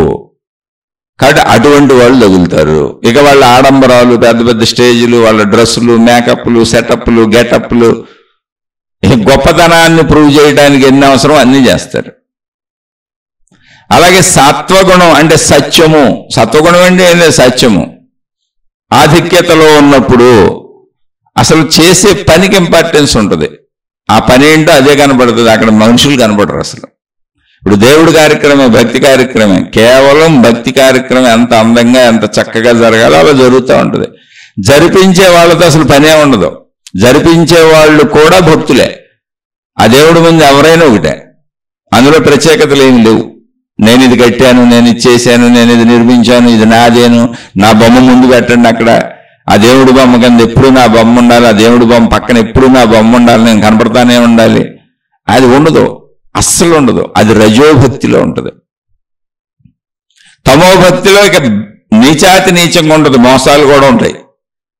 తమోభక్తిలో మోసాలు ఉంటాయి, కుట్రలు ఉంటాయి, కుతంత్రాలు ఉంటాయి, ఎన్ని రకాలుగా ప్రజల్ని మభ్యపెట్టవచ్చు, అన్నీ ఉంటాయి. తప్పులు ఉంటాయి, ఒప్పులు ఉంటాయి. రజోభక్తిలో కించిత్తు లౌక్యపు తప్పులు ఉంటాయి, దారుణమైన తప్పులు ఉండవు. కాకపోతే నాది కరెక్ట్ అని నిలబెట్టుకోవడానికి అవసరమైనటువంటి లౌక్యపు మాటలన్నీ వస్తూ ఉంటాయి. లౌక్యం ఉపయోగిస్తారు అక్కడ, అంటే తన గుర్తింపు కోసం. ఇది భౌతిక జీవితంలోనే అంతే, భక్తిలోనే అంతే. సాత్విక భక్తి సత్యంతో కూడుకున్నది కనుక, అది భక్తి అని మనం చెప్పుకుంటున్నాం కనుక, ఆ భగవంతుడు, ఆ దేవతో, ఆ దేవుడు, ఆ మత ప్రధానం ఎవరో వారి ఇంపార్టెన్స్ తప్ప అసలు అక్కడ ఎవరో కనపడరు. ఎవరు మొహం ఉండదు, ఎవరు గుర్తింపు ఉండదు, నేను చెబుతున్నానని అసలు ఉండదు, రోడ్లు ఎక్కరు. కానీ రోడ్డు ఎక్కుతాడు దేవుడు, ఊరేగింపులు ఉంటాయి, దేవుడు ఉంటాడు, రోడ్డు ఎక్కుతాడు, అన్ని జరుగుతాయి. కానీ దేవుడే ఉంటాడు, దేవతే ఉంటుంది. మామూలు మనుషులకి ఎవరికి ప్రాధాన్యత ఉండదు. అది సత్యము, సాత్విక భక్తి. అది అల్లకల్లోలం కూడా చేయదు. రోడ్లు ఎక్కినా కూడా రోడ్లంతా ఆక్రమించేసి ట్రాఫిక్లన్నీ జామ్ చేసేసి మోతలు పెట్టేసి భయంకరాలు కల్పించరు. సాత్విక భక్తుళ్ళు పక్క నుంచి వెళ్ళిపోతుంటారు, ఎవరికి ఇబ్బంది కలిగించకుండా. రజోభక్తుళ్ళు మొత్తం ట్రాఫిక్లన్నీ ఆపేస్తారు, అసలు ప్రజల్ని నానా అష్ట కష్టాల పాలు చేసేస్తారు. ఎంత అష్ట కష్టాలు పాలు చేసేస్తారంటే, ఆటిల్లో ఇరుక్కుపోయినటువంటి ఆ ట్రాఫిక్లు ఇరుక్కుపోయి ఆ మోతలు భరించలేక నానా ఇబ్బందులకి గురైన ప్రజలు అసలు భగవంతుడిని మనసులో తిట్టుకుంటారు, దేవుడి పేరు మీద ఈ గోల ఏంటని. దేవుడి మీద ఉన్న విలువ కూడా పోతా ఉంటుంది. ఇక తమోభక్తి అన్నోళ్ళు చెప్పాక మోసమే చేస్తారు. అసలు మోసకారులు అన్ని రకాలుగాను భయభ్రాంతులకు గురి చేసే విధానం ఉంటుంది. ఆ తమోభక్తిని చాలా నీచులైన వాళ్ళు తప్ప మామూలు వాళ్ళు వెళ్ళి అనుసరించవచ్చులేదు. తమోభక్తిని అనుసరించేవాడు కూడా బాగా విపరీతమైన తమోగుణమైన స్వభావం ఉన్నవాళ్లే, భయంకరులే ఉంటారు. ఎక్కువ మనకు ప్రపంచంలో కనపడేది రజోభక్తి. తమోభక్తి క్షుద్రత్వం చాలా తక్కువ కనపడుతుంది, అది ఎక్కడొక్కడ మూల దాక్కొని ఉంటుంది. మనకు ఎక్కువ కనపడేది రజోభక్తి. సాత్విక భక్తి తక్కువే కనబడుతుంది, ఎందుకంటే సాత్విక భక్తి తనను ప్రకటించుకోవాలని అసలు చూసుకోదు. సత్యానికి ప్రకటించడం అక్కర్లా, సత్యమే తన స్వయం ప్రకాశమైందే. అందుకని వాళ్ళని ప్రకటించుకోవాలని ఎవరు అనుకోరు. అటువంటి మహాత్ములు సత్యనిష్టలో ఉంటారు, అంతే. వాళ్ళ పనులే వాళ్ళు చేసుకుంటూ ఉంటారు. అందుకని అటువంటి భక్తి మనం వెళ్ళి ఎత్తుక్కుంటే తప్ప సాత్విక భక్తి కనపడదు, సాత్విక జ్ఞానం కనపడదు. సాత్విక మహర్షులు మనం వెతుకులాడితే తప్ప ప్రపంచంలో దొరకరు. రజోగుణపోళ్ళు వాళ్ళే ప్రపంచం అంతా తిరుగుతూ ఉంటారు. మమ్మల్ని గుర్తించండి, మమ్మల్ని గుర్తించండి, మమ్మల్ని గుర్తించండి అని వాళ్ళే తిరుగుతూ ఉంటారు. అంటే నేను ఇది విరోధంగా చెప్పట్లేదండి, అసలు ఏది తప్పు రైట్ అని నేను చెప్పట్లా. తమో రజో సత్వగుణముల కింద విషయాన్ని మహాత్ములు మహర్షులు 3 గుణాల కింద సృష్టి ఉందని మొత్తం సృష్టి నడకని విశదీకరించారు. దాంట్లో వాళ్ళు విశదీకరించినటువంటి విషయాలను మన సోదరుడు అడిగిన ప్రశ్నకి వారికి అర్థమయ్యేలా కొంత వివరణ ఇస్తున్నాను అంతే. నా వివరణతో మీరు ఏకీభవించకపోయినా ఏం ప్రాబ్లం లేదు. మీరు ఇందులోంచి ఎప్పుడు మంచినే తీసుకోండి, చెడుని తీసుకోబాకండి. ఎందుకంటే నేను సామాన్య మానవుడినే, నాలోనూ తమస్సో రజస్సో ఏదో ఎక్కువ ఉండే ఉంటుంది, నేను అలాగే మాట్లాడుతూ ఉంటాను. కానీ నాకు ఆ విషయం తెలియదుగా. అందుకని మంచి మాత్రమే తీసుకోండి, సత్యాన్ని మాత్రమే తీసుకోండి, సాత్వికతను మాత్రమే తీసుకోండి.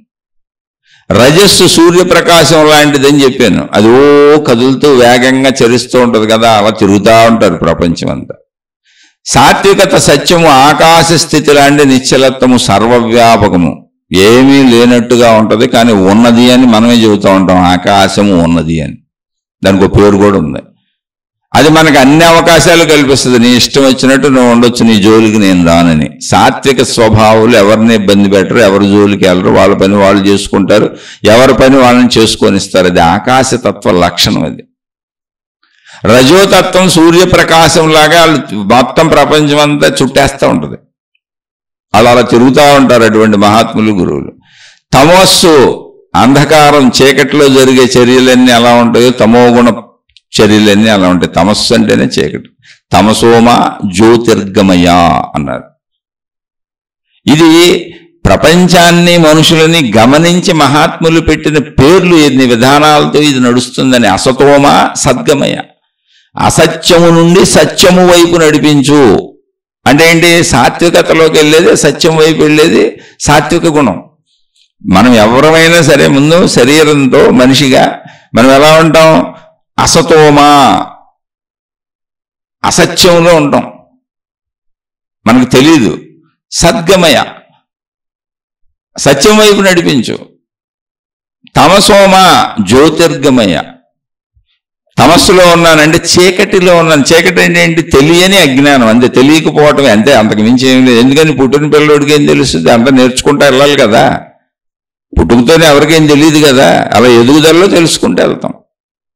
తమసోమ జ్యోతిర్గమయ, అందుకని చీకటి నుంచి, చీకటిలో నేను వెళ్ళలేను, అందుకని వెలుగును చూపించు, వెలుగు వైపు నడిపించు. ఎప్పుడు నన్ను వెలుగులో కూర్చోబెట్టు. అది చూడండి, మనం ఎక్కడి నుంచి ఎక్కడికి ప్రయాణం? అసతోమ సద్గమయ. నేను పుట్టుకతో పుట్టాను మామూలుని, కానీ నేను ఎక్కడికి వెళ్ళాలి? అసత్యము నుండి సత్యానికి వెళ్ళాలి. అసత్యము నుండి అంటే ఇప్పుడు సహజంగా పుట్టిన మనం ఎవరమైనా ఎక్కడున్నాం? ఏమీ తెలియని స్థితిలో ఉన్నాం. అసత్యము అంటే మనం ఏదో తప్పులు చేసేట్లా తెలియని స్థితిలో ఉన్నాం. ఆ తెలియని స్థితి అంటే ఏంటి? సత్యము తెలియని స్థితి. అసతోమ అన్నప్పుడు సత్యము తెలియని స్థితి నుంచి సత్యస్థితికి తీసుకెళ్ళు. అది సాత్వికమే, సాత్విక స్థితే. సాత్విక స్థితిలో ఏమీ తెలియకుండా ఉన్నాను కాబట్టి నన్ను సత్యస్థితికి తీసుకెళ్ళు. తమసోమ జ్యోతిర్గమయ, లేదు నేను ఇక్కడ తమో స్థితిలో ఉన్నాను అంటే చీకట్లో ఉన్నాను, నాకు ఏదో తెలిసింది, నాకు తెలిసిందే అని చెడుని తెలుసుకున్నాను, చెడులో ఉన్నాను కాబట్టి నన్ను వెలుగులోకి నడిపించు, జ్ఞానంలోకి నడిపించు, మంచిలోకి నడిపించు. మృత్యోర్మ అమృతంగమయ, మృత్యువు అనేటువంటి శరీర భావంలో ఉన్నాను. ఈ శరీరం నేను అనుకుంటే నాకు మృత్యువే, చనిపోతాను, ఎవరైనా చనిపోవాల్సిందే. కాదు, శరీరం మాత్రమే నువ్వు కాదు, నువ్వు అనంత ఆత్మశక్తివి, నువ్వు శక్తిగా ఎప్పటికీ మరణించవు. ఆ శక్తే విశ్వశక్తి, దైవశక్తి. దాన్నే నువ్వు దేవుడు, దేవత అని మీ మతాలలో మీ విధానాలలో పూజించుకుంటున్నారు. ఆ శక్తి ఎవరో కాదు, నువ్వే. అది నువ్వు తెలుసుకో. శక్తిగా నువ్వు ఎప్పటికీ మరణించవు, అదే అమృతత్వము అనేటువంటి ఆ సత్యం ఏదుందో.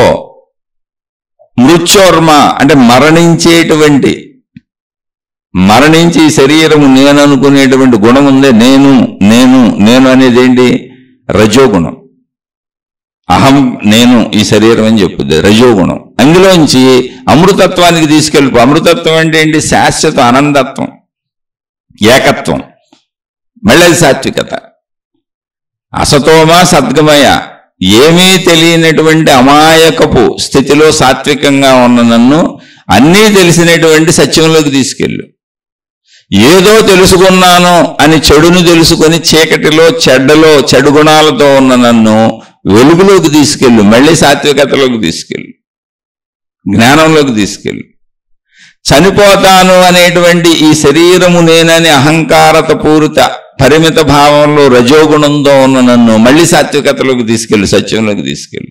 మూడవే అసతోమా సద్గమయ, సమతోమా జ్యోతిర్గమయ, మృత్యోర్మా అమృతంగమయ.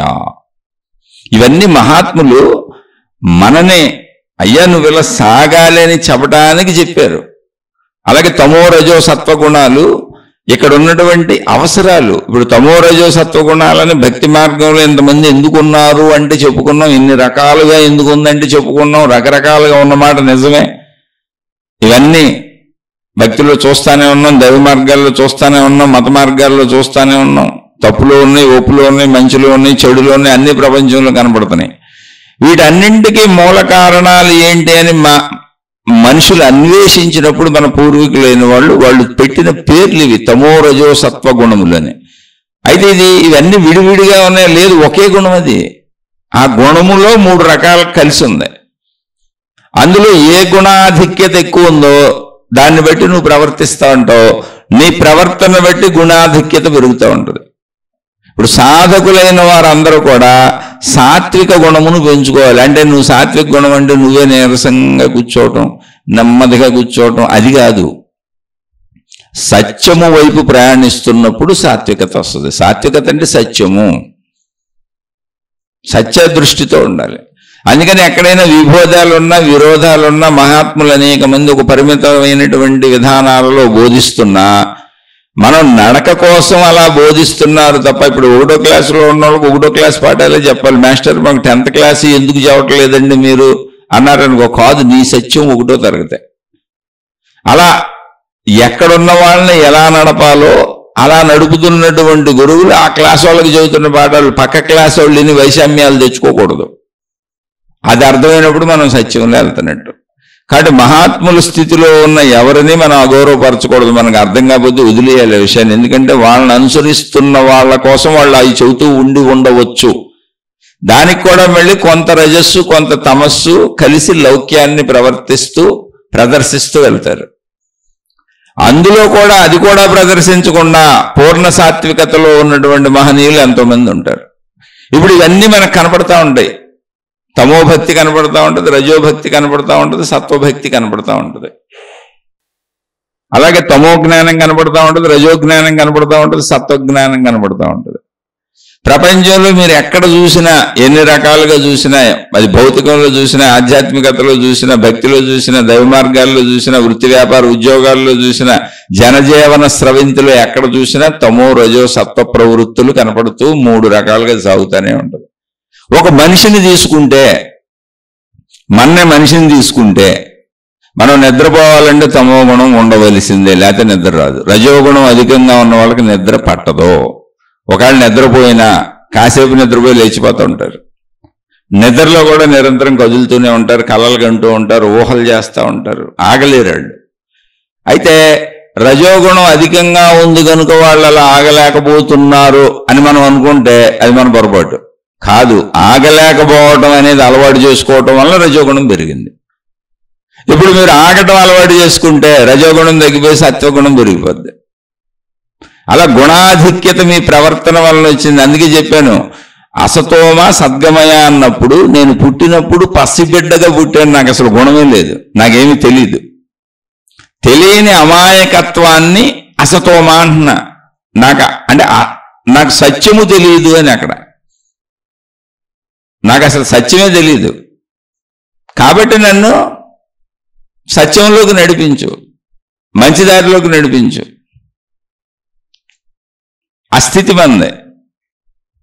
అంటే ఎవరైనా ఒక భావార్థం దాన్ని మనం అర్థం చేసుకోవడానికి చెబుతున్నాం. ఇప్పుడు ఇదే వాక్యాలకు అనేక మంది అనేక ఉపమానాలతో అనేక పోలికలతో అనేక అర్థాలు వచ్చేలా చెప్పొచ్చు. నేను మామూలుగా మన స్థితి గతికి తగ్గట్టు చెబుతున్నా. కాబట్టి పసిబిడ్డలుగా ఉన్నప్పుడు అసలు మన గుణమే లేదు. గుణం ఎలా వచ్చింది అంటే మన గ్రహింపులు, మన ప్రవర్తనలో మనం ఇష్టపడి తీసుకొని ఏది ప్రవర్తించామో అది మనకి గుణాధిక్యతగా వచ్చింది.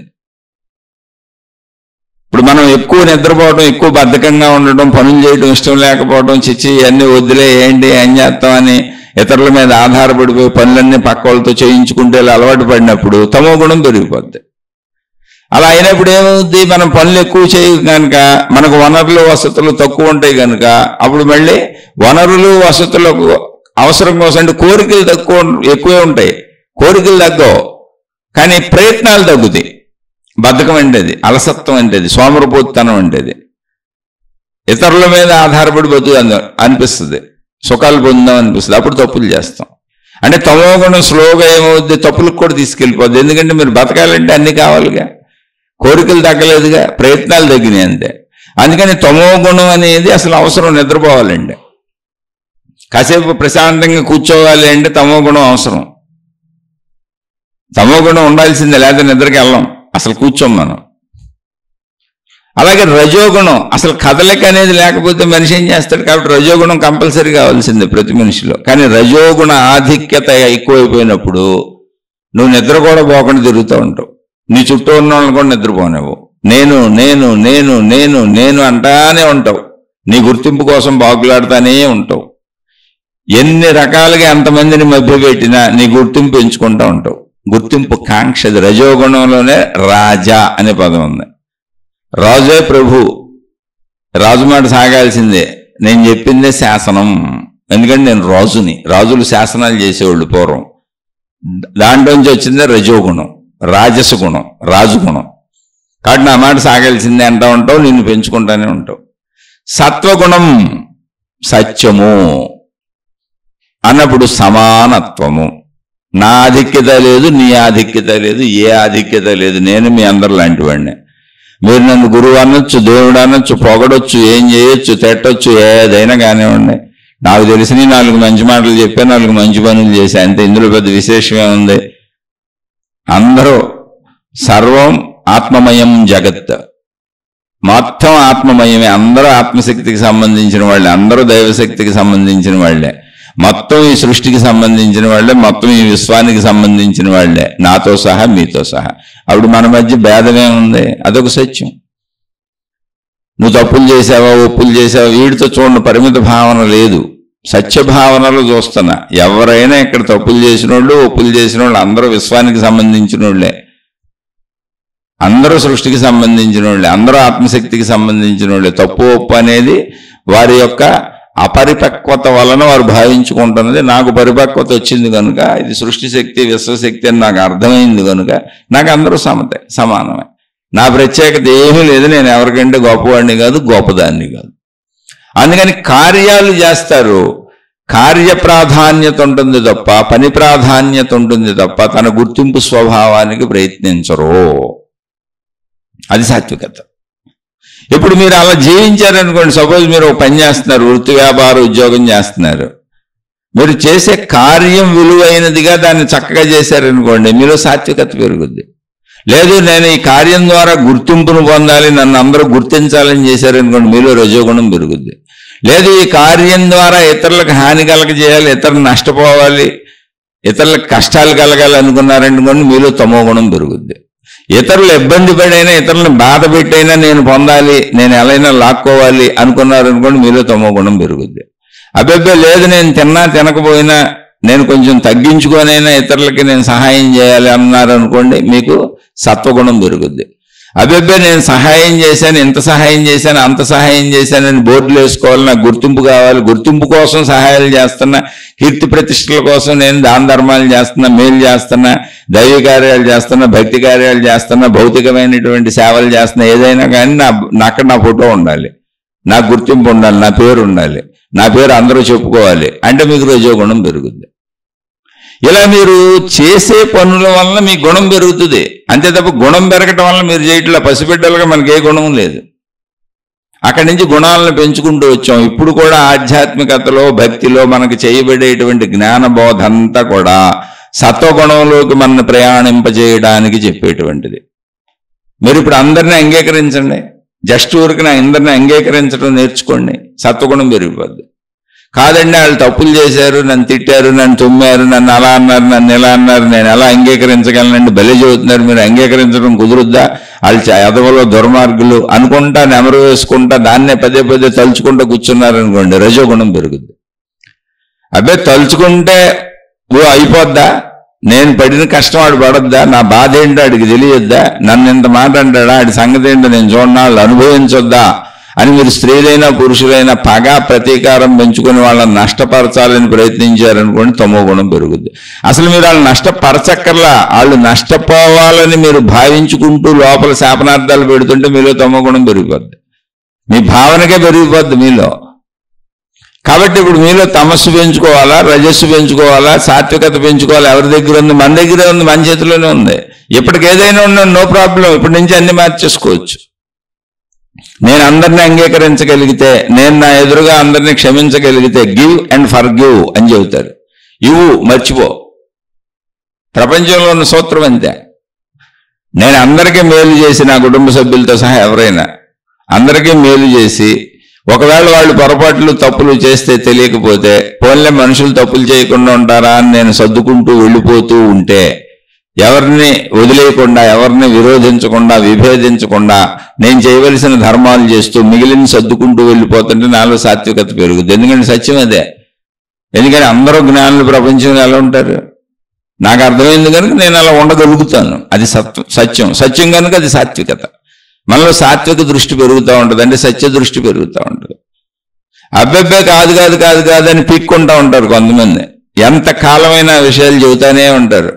వాళ్ళు ఎలా చేశారు, వీళ్ళు ఎలా చేశారు, మా నాన్న ఎలా చేశాడు, మా అమ్మ ఎలా చేసింది, లేకపోతే నా జీవితం ఇలా అయ్యేది కాదు, మా పిల్లలు ఎలా చేశారు, సర్వనాశనం చేసేసారు, వాళ్ళ వలన పాడయ్యాను, వీళ్ళ వలన పాడయ్యాలని, ఎవరి వలన పాడయ్యానని కారణాలు చెబుతూ నిరంతరం ఎప్పుడో జరిగిపోయినాటికి ఇప్పటికీ పీక్కుంటానే ఉంటారు. లేదా ఎప్పుడో ఎవరికో చేసిన కించిత్తు మేలుని అంటే ఏదో ఉపకారం చేసి ఉంటారు, తరతరాలకి చెబుతూనే ఉంటారు. వాళ్ళు చేసిన ప్రతికార్యం అద్భుతాలు అందరికీ వర్ణించి ఇంటి చుట్టూ తిరిగి, ఇళ్ల చుట్టూ తిరిగి చెబుతూ ఉంటారు. ఇంకా అద్భుతం ఏంటంటే, ఎవరింటికి వెళ్ళినా వాళ్ళ గురించి, వాళ్ళ ఆయన గురించి, వాళ్ళ పిల్లల గురించి, లేదా వాళ్ళ ఆవిడ గురించి, వాళ్ళ ఉద్యోగాల గురించి ఇవే చెబుతూ ఉంటారు. ఎదుటోళ్ళ ఇళ్ళకి వెళ్ళి, ఊళ్ళో వెళ్ళి మరీ వీళ్ళ గురించి చెబుతూ ఉంటారు. అసలు నీది ఎవడికి కావాలి, నీ చరిత్ర ఎవడ బతుకు అడిగి కావాలి. కానీ ఏమంటే ఆయన పలకరిస్తే ఏం చేయాలి? మీరు బాగున్నారా, మీ వాళ్ళు బాగున్నారా, మీ పిల్లలు బాగున్నారా, అది కదా మనం అడగాల్సిందే.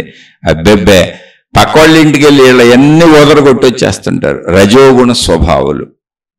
పక్క వాళ్ళ ఇంటికి వెళ్ళి తమ గురించి, అంటే మామూలు ప్రజల గురించి చెబుతున్నారు. ఎవరింటికైనా వెళ్ళండి, వీళ్ళ గొప్పతనాలు, వీళ్ళ పిల్లల గొప్పతనాలు, వీళ్ళు ఎదుర్కొన్న సమస్యలు, వీళ్ళు ఎంత కష్టాల్లోంచి బయటకు ఎలా వచ్చారు, ఎంత కష్టపడి లైఫ్ లీడ్ చేసుకుంటూ వచ్చారని వాళ్ళ చరిత్ర, ఆటోబయోగ్రఫీ చెబుతూ ఉంటారు. మీకు ఎప్పుడైనా సరే ఇంటింటికి తిరిగి చెబుతారు వీళ్ళే. ఎవరన్నా నిన్ను అడిగితే చెబితే తప్పులేదు, కాదు వాళ్లే చెబుతూ ఉంటారు. వాళ్ళు రజోగుణ స్వభావులు. ఇంటింటికి వెళ్ళి పక్క వాళ్ళ గురించి నిజమైన అబద్ధమైన తప్పుడు వార్తలన్నీ చెబుతూ ఉంటారు. ఒకవేళ నిజం కూడా అవ్వచ్చు, కానీ అందరికీ ప్రచారం చేస్తారు తీసుకెళ్ళేటిని, ఆ తప్పుడు వార్తలని. లేదు వీళ్ళే తప్పుడు వార్తలు సృష్టిస్తారు, రూమర్స్. ఒకవేళ నిజమే, నీకెందుకు ఎవరో తప్పు ఇంటింటికి వెళ్ళి వాళ్ళకి చెప్పడం? ఇలా ఇంటింటికి తిరిగి ఇతరుల గురించి చెడు చెప్పే వాళ్ళందరూ తమో గుణం ఉన్నవాళ్ళే. అంటే ఇదంతా ఎందుకు చెబుతున్నానంటే, ప్రశ్న వారు ఏ విధంగా అడిగినా నేను చెప్పేది ఎప్పుడు కూడా మనల్ని మనం చూసుకొని, గమనించుకొని, మనల్ని మనం మార్చుకోవడానికి అనుకూలంగా ఆధ్యాత్మిక చదువుగా, ఆత్మజ్ఞాన చదువుగా చెబుతూ ఉంటాను. ఎవరే ప్రశ్న అడిగినా నేను చెప్పే విధానం అలాగే ఉంటుంది. ఆ ప్రశ్నకి సమాధానం చెబుతూనే మనం ఎలా చూసుకోవాలి, ఎలా గమనించుకోవాలో చెబుతూ ఉంటాను. లేకపోతే ఇది ఎందుకు చెప్పుకోవడం, వేస్ట్ కదా, ఇదంతా వేస్ట్. ఇప్పుడు ఇన్ని రకాల వాళ్ళందరూ అలా ఎందుకున్నారంటే, ఇప్పుడు మనం కూడా తమో గుణం వాళ్ళం, రజో గుణం వాళ్ళం అయిపోతాం. కాదు, మనం సత్వగుణం వాళ్ళం అవ్వాలి అంటే ఎవరు ఏ ప్రశ్న అడిగినా అది సందేహం ఉంది, తీర్చుకోవచ్చు, తప్పేం లేదు. దానికి ఏదో తెలిసింది ప్రయత్నిద్దాం, మంచిగా చెప్పుకుందాం. కానీ ఏం చెప్పుకున్నా మనం మారాలి అనేది సత్యం. ఎందుకని మనం మార్పు కోసం ఆధ్యాత్మిక చదువుగా, ఆత్మజ్ఞాన చదువుగా వెళ్తున్నాం తప్ప కాలక్షేపపు సొల్లు కబుర్లు కాదు ఇవి. కాబట్టి ఇందులో మనం మార్పుకు చెప్పుకోవాలి. అందుకని చెబుతున్నా. ఇప్పుడు మనం ఎక్కడున్నాం అంటే, మీకు ఏదైనా వింటున్నప్పుడు మీ ఎదుటి వాళ్ళు గుర్తు రాకూడదు. మీ ఇంటికి వచ్చి ఎవరెవరు ఏమేమి పురాణాలు చెప్పారు మీకు అవి గుర్తు రాకూడదు. వాళ్ళు ఇప్పుడు రజోగుణం వాళ్ళు, వీళ్ళు తమో గుణం వాళ్ళు అని వాళ్ళకి గుణాల ట్యాగులు అంటగట్టకండి. అదొక పెద్ద దరిద్రం ఇప్పుడు. అంటే ఇంకా పాడైపోయినట్టు, మనం మంచి నేర్చుకోబోయి చెడిపోయినట్టు. ఎప్పుడైనా సత్సంగాలలో, ప్రవచనాలలో, భక్తి మార్గాలలో, జ్ఞాన గ్రంథాలు చదువుతున్నప్పుడు, మంచి విషయాలు తెలుసుకుంటున్నప్పుడు, ఆధ్యాత్మికతలో, దైవీ మార్గాలలో సూత్రం ఒకటే: ఏ పదం విన్నా నీకు నువ్వే గుర్తు రావాలి, ఇతరులు గుర్తు రాకూడదు. ఇతరులు గుర్తొచ్చి ఈ పదాలన్నీ వాళ్ళకి ఆపాదిస్తున్నావు అంటే నువ్వు తప్పు మార్గంలో పోతున్నావు. ఇంకా పాడైపోతావు, ఇంకా నాశనం అయిపోతావు, ఇంకా తప్పులు ఎత్తుకుతున్నావు, ఇంకా బొక్కలు ఎత్తుకుతున్నావు. కాదు, ఆ గుణాన్ని పోగొట్టుకోవడం కోసం, సాత్వికతని, సత్యాన్ని పెంచుకోవటం కోసం మనం ఇందులోకి వచ్చాం. కాబట్టి మనకు మనమే గుర్తు రావాలి. ఈ మనకు మనమే గుర్తు రావాలనే సూత్రాన్ని మర్చిపోబాకండి. అందుకు చెప్పుకుంటున్నాం. ఇవన్నీ మన నిత్య జీవితంలో ఉండేవి కనుక అలాంటి అలవాట్లు మనకుంటే మనం ఎక్కడున్నామో చూసుకొని దాన్ని మార్చుకుంటా ఉంటే గుణమార్పు జరిగిపోతూ ఉంటుంది. గుణమార్పు మన చేతిలోనే ఉంది. మనం స్వతహాగా ఏ గుణము లేకుండా నిర్గుణంగా పుట్టాం. పుట్టినప్పుడు పసిబిడ్డగా మనకి ఏ గుణము లేదు. తర్వాత తమో రజో సత్వ గుణములను పెంచుకుంటూ వచ్చాం. 3 గుణాలు ఖచ్చితంగా ఉంటాయి. కాకపోతే గుణాధిక్యత ఏది ఉందో అలా ఎక్కువ ప్రవర్తిస్తూ ఉంటాం. ఇప్పుడు ఇంటింటికి వెళ్ళి లేదా ఫోన్లు చేసుకొని ఏదో రకంగా ఎవరితోనైనా తెలిసిన వాళ్ళకి ఇతరుల గురించి చెడు చెప్పే వాళ్ళందరూ, అది నిజమైనా అబద్ధమైనా చెడులు చెప్పే వాళ్ళందరూ తమో స్వభావులు. ఇతరుల గురించి చెడు చెప్పినా చెప్పకపోయినా, ఒకళ్ళు చెప్పినా చెప్పకపోయినా, తమను తాము ఆధిక్యులమని నిరూపించుకోవడానికి ప్రయత్నించే వాళ్ళందరూ రజోగుణ స్వభావులు. అది ఆధ్యాత్మిక మార్గమైన, మామూలు జీవితమైన. అసలు ఎవరి గురించి ఏమీ చెప్పకుండా, ఒకళ్ళు పలానోళ్ళు ఇలా తప్పులు చేశారన్నా, లేదా ఒకళ్ళు పలానోళ్ళు ఇలా గుర్తింపు కోసం ప్రయత్నిస్తున్నారని తెలిసినా, ఏమంటే మనుషులన్నాక ఏదో ఉంటారులేండి, పాపం తెలిసి తెలియక అలా జరుగుతూ ఉంటే మనుషులందరినీ కలుపుకుపోతే ఎలాగూ, అందరూ మనలాంటి వాళ్లే కదా అని కొంచెం జ్ఞానయుతంగా ఉండేవాళ్ళు, అనవసర విషయాలు మనం ఎందుకు తెలుసుకోవడం, అనవసరంగా ఎవరి గురించి ఎందుకు చెప్పుకోవడం, అవసరమైన విషయాలు తెలుసుకుందాం, జీవితానికి అవసరమైనవి తెలుసుకుందాం, మంచి విషయాలు విందాం, మంచిని మాట్లాడదాం, మంచిని చెప్పుకుందాం, ఇతరుల్లో ఉన్న మంచిని నలుగురికి చెబుదాం, చెడుని చెప్పడం వల్ల వచ్చిన ఉపయోగం ఏంటి, ఎందుకు చెడుని మననం చేసుకోవడం అనేటువంటి భావంతో మనుషులను క్షమించుకుంటూ, మనుషులన్నాక ఏదో పొరపాటు చేస్తారులేనే భావంతో జీవించేవాళ్ళు, మాట్లాడేవాళ్ళు, ప్రవర్తించేవాళ్ళు ఉంటారే, వాళ్ళు సత్వగుణ ప్రధానులు. వీళ్ళు ఆధ్యాత్మికంలో ఉండొచ్చు, భౌతికంలో ఉండొచ్చు, ఎక్కడైనా ఉండొచ్చు, ఎక్కడైనా తగలొచ్చు. కాబట్టి ఇప్పుడు మనలో మళ్ళీ జాగ్రత్తగా చెబుతున్నానండి, ఇదంతా ఎందుకంటే మన కోసమే. గుణాలు ఉండటం వల్ల మనం తప్పులు చేయట్లేదు, గుణాలు ఉండటం వల్ల మనం అలా ప్రవర్తించట్లేదు, మనం ప్రవర్తించడం వల్ల గుణాలు ఏర్పడుతున్నాయి. తెలుసుకోండి. ఇప్పుడు మీ ప్రవర్తన మార్చుకుంటే గుణాలు మారిపోతాయి. మీరు సాత్వికతలోకి వెళ్ళాలనుకున్నారా, ఎవరిని విమర్శించబాకండి, ఎవరిని తిట్టబాకండి, ఎవరన్నా మీ దగ్గరికి వచ్చి విమర్శిస్తున్నా, తిడుతున్నా, చెడు చెబుతున్నా, ఒకవేళ ఆ చెడు నిజమైనా మీకు అవసరం లేనిదైతే, అంటే జీవించే జీవితంలో మోసగాళ్లతో తిరుగుతున్నప్పుడు ఎవరైనా చెబితే మనం జాగ్రత్తగా ఉండడానికి అనాలి. అలా కాకుండా మనకు సంబంధం లేని ప్రతి చెడుని ప్రపంచం నుంచి తెలుసుకోవడం వల్ల ఉపయోగం లేదు. దానివల్ల ఏమవుతుంది, నీలో తమో గుణం పెరుగుతుంది. నువ్వు చెడు చెప్పినా పెరుగుతుంది, నువ్వు చెడు విన్నా పెరుగుతుంది. లేదు, ఇక ఎవడో డబ్బాలు కొడుతున్నాడు, నువ్వు డబ్బాలు కొడుతున్నావు, నిన్ను పొగుడుతున్నాడు, నువ్వు వాడిని పొగుడుతున్నావు, మీ ఇద్దరు ఒకరినొకరు పొగుడుకుంటున్నారు, ఇలాంటివే కూర్చొని చెప్పుకుంటున్నారు, ఈ డబ్బా కబుర్లే చెప్పుకుంటున్నారు. పక్క వాళ్ళందరూ ఎంత గొప్ప వాళ్ళైనా వాళ్ళని తక్కువ చేసి మాట్లాడుతున్నారు, వాళ్ళు తక్కువ వాళ్ళు అంటున్నారు. వాళ్ళ గొప్పతనాన్ని మీరు అంగీకరించలేకపోతున్నారు, మీ గొప్పతనాన్ని ఎలా పెంచుకోవాలా అని చూస్తున్నారు, అలాగే కబుర్లు చెప్పుకుంటున్నారు అనుకోండి, రజోగుణం పెరిగిపోద్ది. అంటే ఏం లేదు ఇందులో. కాదు, మనుషులు అన్నాక అనేక రకాలుగా ఉంటారు. పాపం తెలిసిన వాళ్ళు ఉంటారు, తెలియని వాళ్ళు ఉంటారు. జ్ఞానం అందరికీ అందిందో అందలేదో, అందుబాటులో ఉందో లేదో, పాపం ఏ పరిస్థితుల్లో పెరిగారో, ఎలా పెరిగారో, వాళ్ళు ఎలా పెంచారో, వాళ్ళ స్నేహితులు ఏంటో, వాళ్ళకి దొరికినటువంటి వాతావరణ భౌగోళిక పరిస్థితులు ఏంటో, పాపం ఎలాంటి మనుషులతో సహవాసం ఉందో. పోన్లే, మనుషులు అన్నాక తప్పులు చేయకుండా ఉంటారా, అనేక రకాల మనుషులు ఉంటారు. మనం అర్థం చేసుకుంటూ జాగ్రత్తగా వెళ్ళాలి. ఎవరికి ఇబ్బంది కలిగించకుండా, మనం ఇబ్బంది పడకుండా మన జీవితాన్ని సాఫీగా నడుపుకోవాలి. ఇతరుల జీవితాలు కూడా సాఫీగా సాగిపోవాలి. లోకా సమస్త సుఖినో భవంతు, సర్వే జనా సుఖినో భవంతు అనే భావంతో సాగేవాళ్ళు ఉన్నారనుకోండి, ఆ భావం మీరు పెంచుకున్నారనుకోండి, సాత్వికులు అయిపోతారు. ఇప్పుడు మీ చేతిలోనే ఉంది కదా. ఏమంటే నేను పిక్కుంటాను, నేను పిక్కోకుండా ఉండలేను, అసలు మాట పడలేను, మాట భరించలేను, నన్ను మాట అంటారా అంటే రజోగుణం పెరిగిపోతుంది అంతే. మీరే పెంచుకుంటున్నారు. పెరిగినాక ఇంకా మీరే భరించలేని స్థితికి అయిపోతారు. మీ జీవితం నరకం అయిపోద్ది, మీతో ఉన్న వాళ్ళ జీవితం నరకం అయిపోద్ది. కాదు, చెడు విని చెడు మాట్లాడి మీరు చెడు పనులు చేసేస్తారు. ఏదో ఒక రాజుకి అటు ఫలితాలు అనుభవించాల్సి వస్తుంది. ఇక తమో గుణ ఆధిక్యత అయిపోద్ది. ఆ చెడులోంచి బయటకు రాలేరు, ఇరుక్కుపోతారు. ఇందులో సత్యదృష్టి వైపు సాగి లోక రీతిది, లోక తీరిది, ప్రజలు పాపం అనేక రకాల కష్టాలతో, బాధలతో, కన్నీళ్లతో, ఇబ్బందులతో రకరకాలుగా ఉంటారు. అందరికీ సత్యము జ్ఞానం అర్థమయ్యే ఛాన్స్ కూడా ఉండకపోవచ్చు. వాళ్ళ జీవితంలోని కష్టాలతో కొంచెం మనమే చుట్టూ ఉన్న వాళ్ళని అర్థం చేసుకొని జాగ్రత్తగా వెళ్దాం, వీలైతే కాస్త మంచి చూద్దాం, కాస్త మంచి చేద్దాం అనుకుని వెళ్ళేవాళ్ళు సాత్విక ప్రభావంతో సాత్వికతను తమలో పెంచుకుంటారు. ఏది పెంచుకోవాలో మీ చేతిలోనే ఉంది, మన చేతిలోనే ఉంది. అంతే తప్ప గుణాలు మనల్ని ఆడించట్లేదు. మనం ఆడటం వల్ల గుణాలు మనలో పెరుగుతున్నాయి. తిరిగి మళ్ళీ అదే గుణ ప్రభావంతో ఆడుతూ ఉంటాం. ఇంతకీ మన గుణాలకు బలం చేకూరుస్తుంది మన ఆటే, మన కదలకే, మన మూమెంటే, మన ఆలోచనే, మన ప్రవర్తన. ఎప్పుడు మార్చుకోండి. ఆధ్యాత్మికత అంటే సత్వగుణానికి సత్యానికి ప్రయాణం. సింపుల్ అంతే. జ్ఞానము అంటే సత్యము. సత్యం జ్ఞానం అనంతం బ్రహ్మ అన్నారు. సత్యము జ్ఞానం ఒకటే, సాత్వికత జ్ఞానము ఒకటే. నిజమైన జ్ఞానము సాత్వికత. సత్యం జ్ఞానం అనంతం. ఎంత సత్యం ఎంత, జ్ఞానం ఎంత అంటే అనంతం. సృష్టి అంతా అంత. అదే బ్రహ్మము. ఆ సృష్టి శక్తే, విశ్వశక్తే జ్ఞానంగా ఉంది, అదే సత్యంగా ఉంది. ఆ సత్యాన్ని తెలుసుకొని అందులో దాన్ని అర్థం చేసుకొని అనంత ఆత్మశక్తిని నేనే అన్న ఎరుకును పొందే స్థితి వరకు ప్రయాణించుకుంటూ వెళ్ళిపో. మధ్యలో నీకు ఈ గొడవ ఎందుకు, ఈ మనుషులు ఎందుకు, ఈ గోళ్ళు ఎందుకు, ఈ గుర్తింపులు ఎందుకు, ఈ తప్పులు ఎందుకు, ఈ చెడులు ఎందుకు? నీ జీవితం నువ్వు జీవించి ఆ జీవితాన్ని సఫలీకృతం చేసేసుకో. మృత్యోర్మ అమృతంగమయా. మృత్యువు వచ్చేది దేనికి? శరీరానికి మృత్యువు తప్పదు. కాబట్టి శరీరం ఉండగా మృత్యువు వచ్చే లోపల అమృతత్వాన్ని చేరుకో. అమృతత్వమే సత్యం జ్ఞానం అనంతం బ్రహ్మ. అహం బ్రహ్మస్మి అయమాత్మా బ్రహ్మ. అక్కడికి చేరుకో. అదేంటి? నాలో ఉన్నదే, నా శక్తే, నా ప్రాణశక్తే. అదేమో అద్భుతం కూడా కాదు. నా లోపలికి నేను వెళ్ళిపోతే చాలు. నా శరీర భావంలోంచి నా లోపలికి వెళ్తే మనోభావాల్లోకి వెళ్తాను. ఈ శరీరంతో కళ్ళు మూసుకొని లోపలికి వెళ్ళాను. ఎక్కడికి వెళ్తాను? మనసులోకి వెళ్తాను. మనసులో ఏమన్నా జ్ఞాపకాలు, భావాలు, ఆలోచనలు. ఆ మనస్సు నుంచి కూడా ఇంకొంచెం లోపలికి వెళ్ళాను అనుకోండి, ఆ భావాలను పక్కన పెట్టి ప్రాణశక్తిలోకి వెళ్తాను.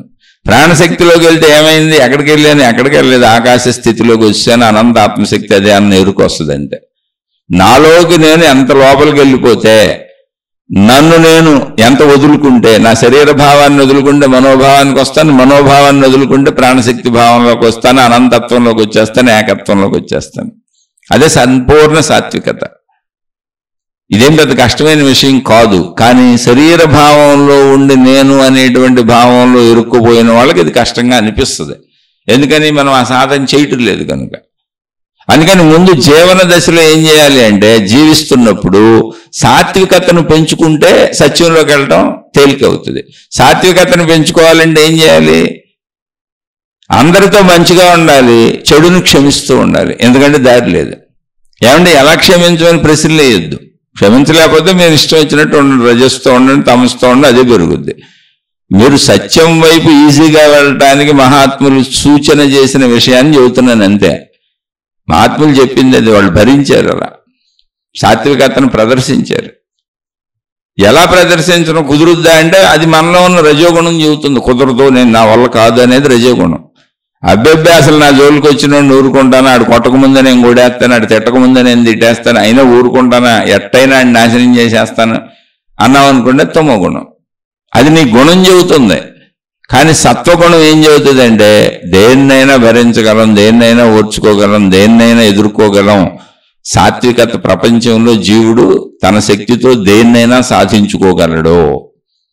ఆ ఓర్పు నాకుంది. అదే సాత్వికత. దాన్ని నిరూపించి చూపించాడు ఒక బుద్ధుడు, ఒక రమణ మహర్షి, ఒక షిరిడి సాయిబాబా. ఇటువంటి మహనీయులందరూ దేవుళ్ళని ఎందుకు పూజింపబడుతున్నారంటే నిరూపించి చూపించారు. సాత్వికతను ప్రవర్తించి చూపించారు, ప్రదర్శించి చూపించారు, జీవితంలో ఇలా ఆచరించి చూపించారు. అది మనం ఆచరిస్తామా లేదా అంటే అది మన ప్రాబ్లం. నేను ఆచరించలేను అనేది రజోగుణం. అసలు నా వల్ల కాదనేది తమో గుణం. లేదు నేను ప్రయత్నిస్తాను అనేది మనలో సత్వగుణం. ప్రయత్నించమని సాధన అని చెప్పి ఆధ్యాత్మికత అంతా సత్వగుణానికి సత్యానికి సంబంధించిందే. అందుకని ఆధ్యాత్మిక మార్గ ప్రయాణికులు అందరూ సత్వగుణాన్ని పెంచుకోవాలి. ఆధ్యాత్మిక మార్గంలో ప్రయాణించే వాళ్ళందరికీ సత్వగుణం పెరుగుద్ది. సత్వగుణం పెంచుకుంటే ఆధ్యాత్మిక మార్గంలోకి వస్తారు, జ్ఞానం అర్థం అవుద్ది. ఆధ్యాత్మిక మార్గంలోకి వచ్చి జ్ఞానం అర్థం చేసుకుంటుంటే సత్వగుణం పెరుగుతూ ఉంటుంది. రెండు ఒకదానికొకటి ఇంటర్లింక్లో ఉంటాయి. కాబట్టి మన ప్రవర్తన మన గుణాన్ని బలపరుస్తుంది. మన ప్రవర్తనతో మనం ఏ గుణంలో ఉండాలి, ఎలా జీవించాలని మనమే నిర్ణయించుకొని గుణమార్పు చేసుకోవచ్చు.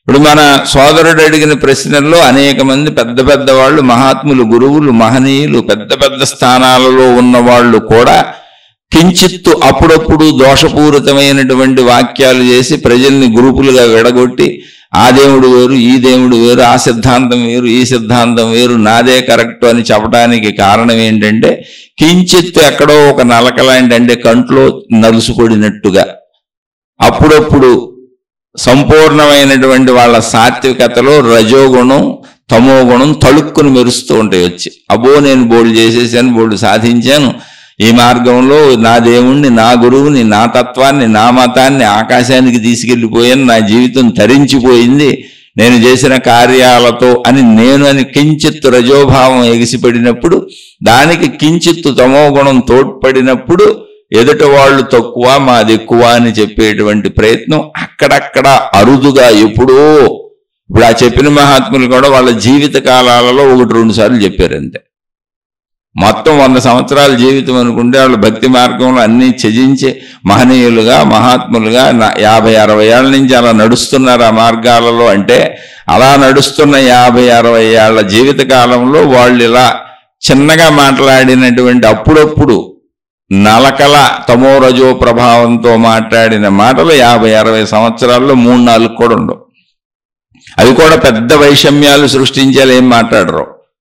ఊరికనే మన దాన్ని బలపరుచుకుంటారు తప్ప, వారి దాన్ని బలపరుచుకుంటారు తప్ప ఎదుట దేవుణ్ణి కానీ ఎదుట మతాన్ని కానీ ఏమాత్రం కించపరచడం, అసలు వాళ్ళ భాషలోనే కించపరచడం ఉండదు.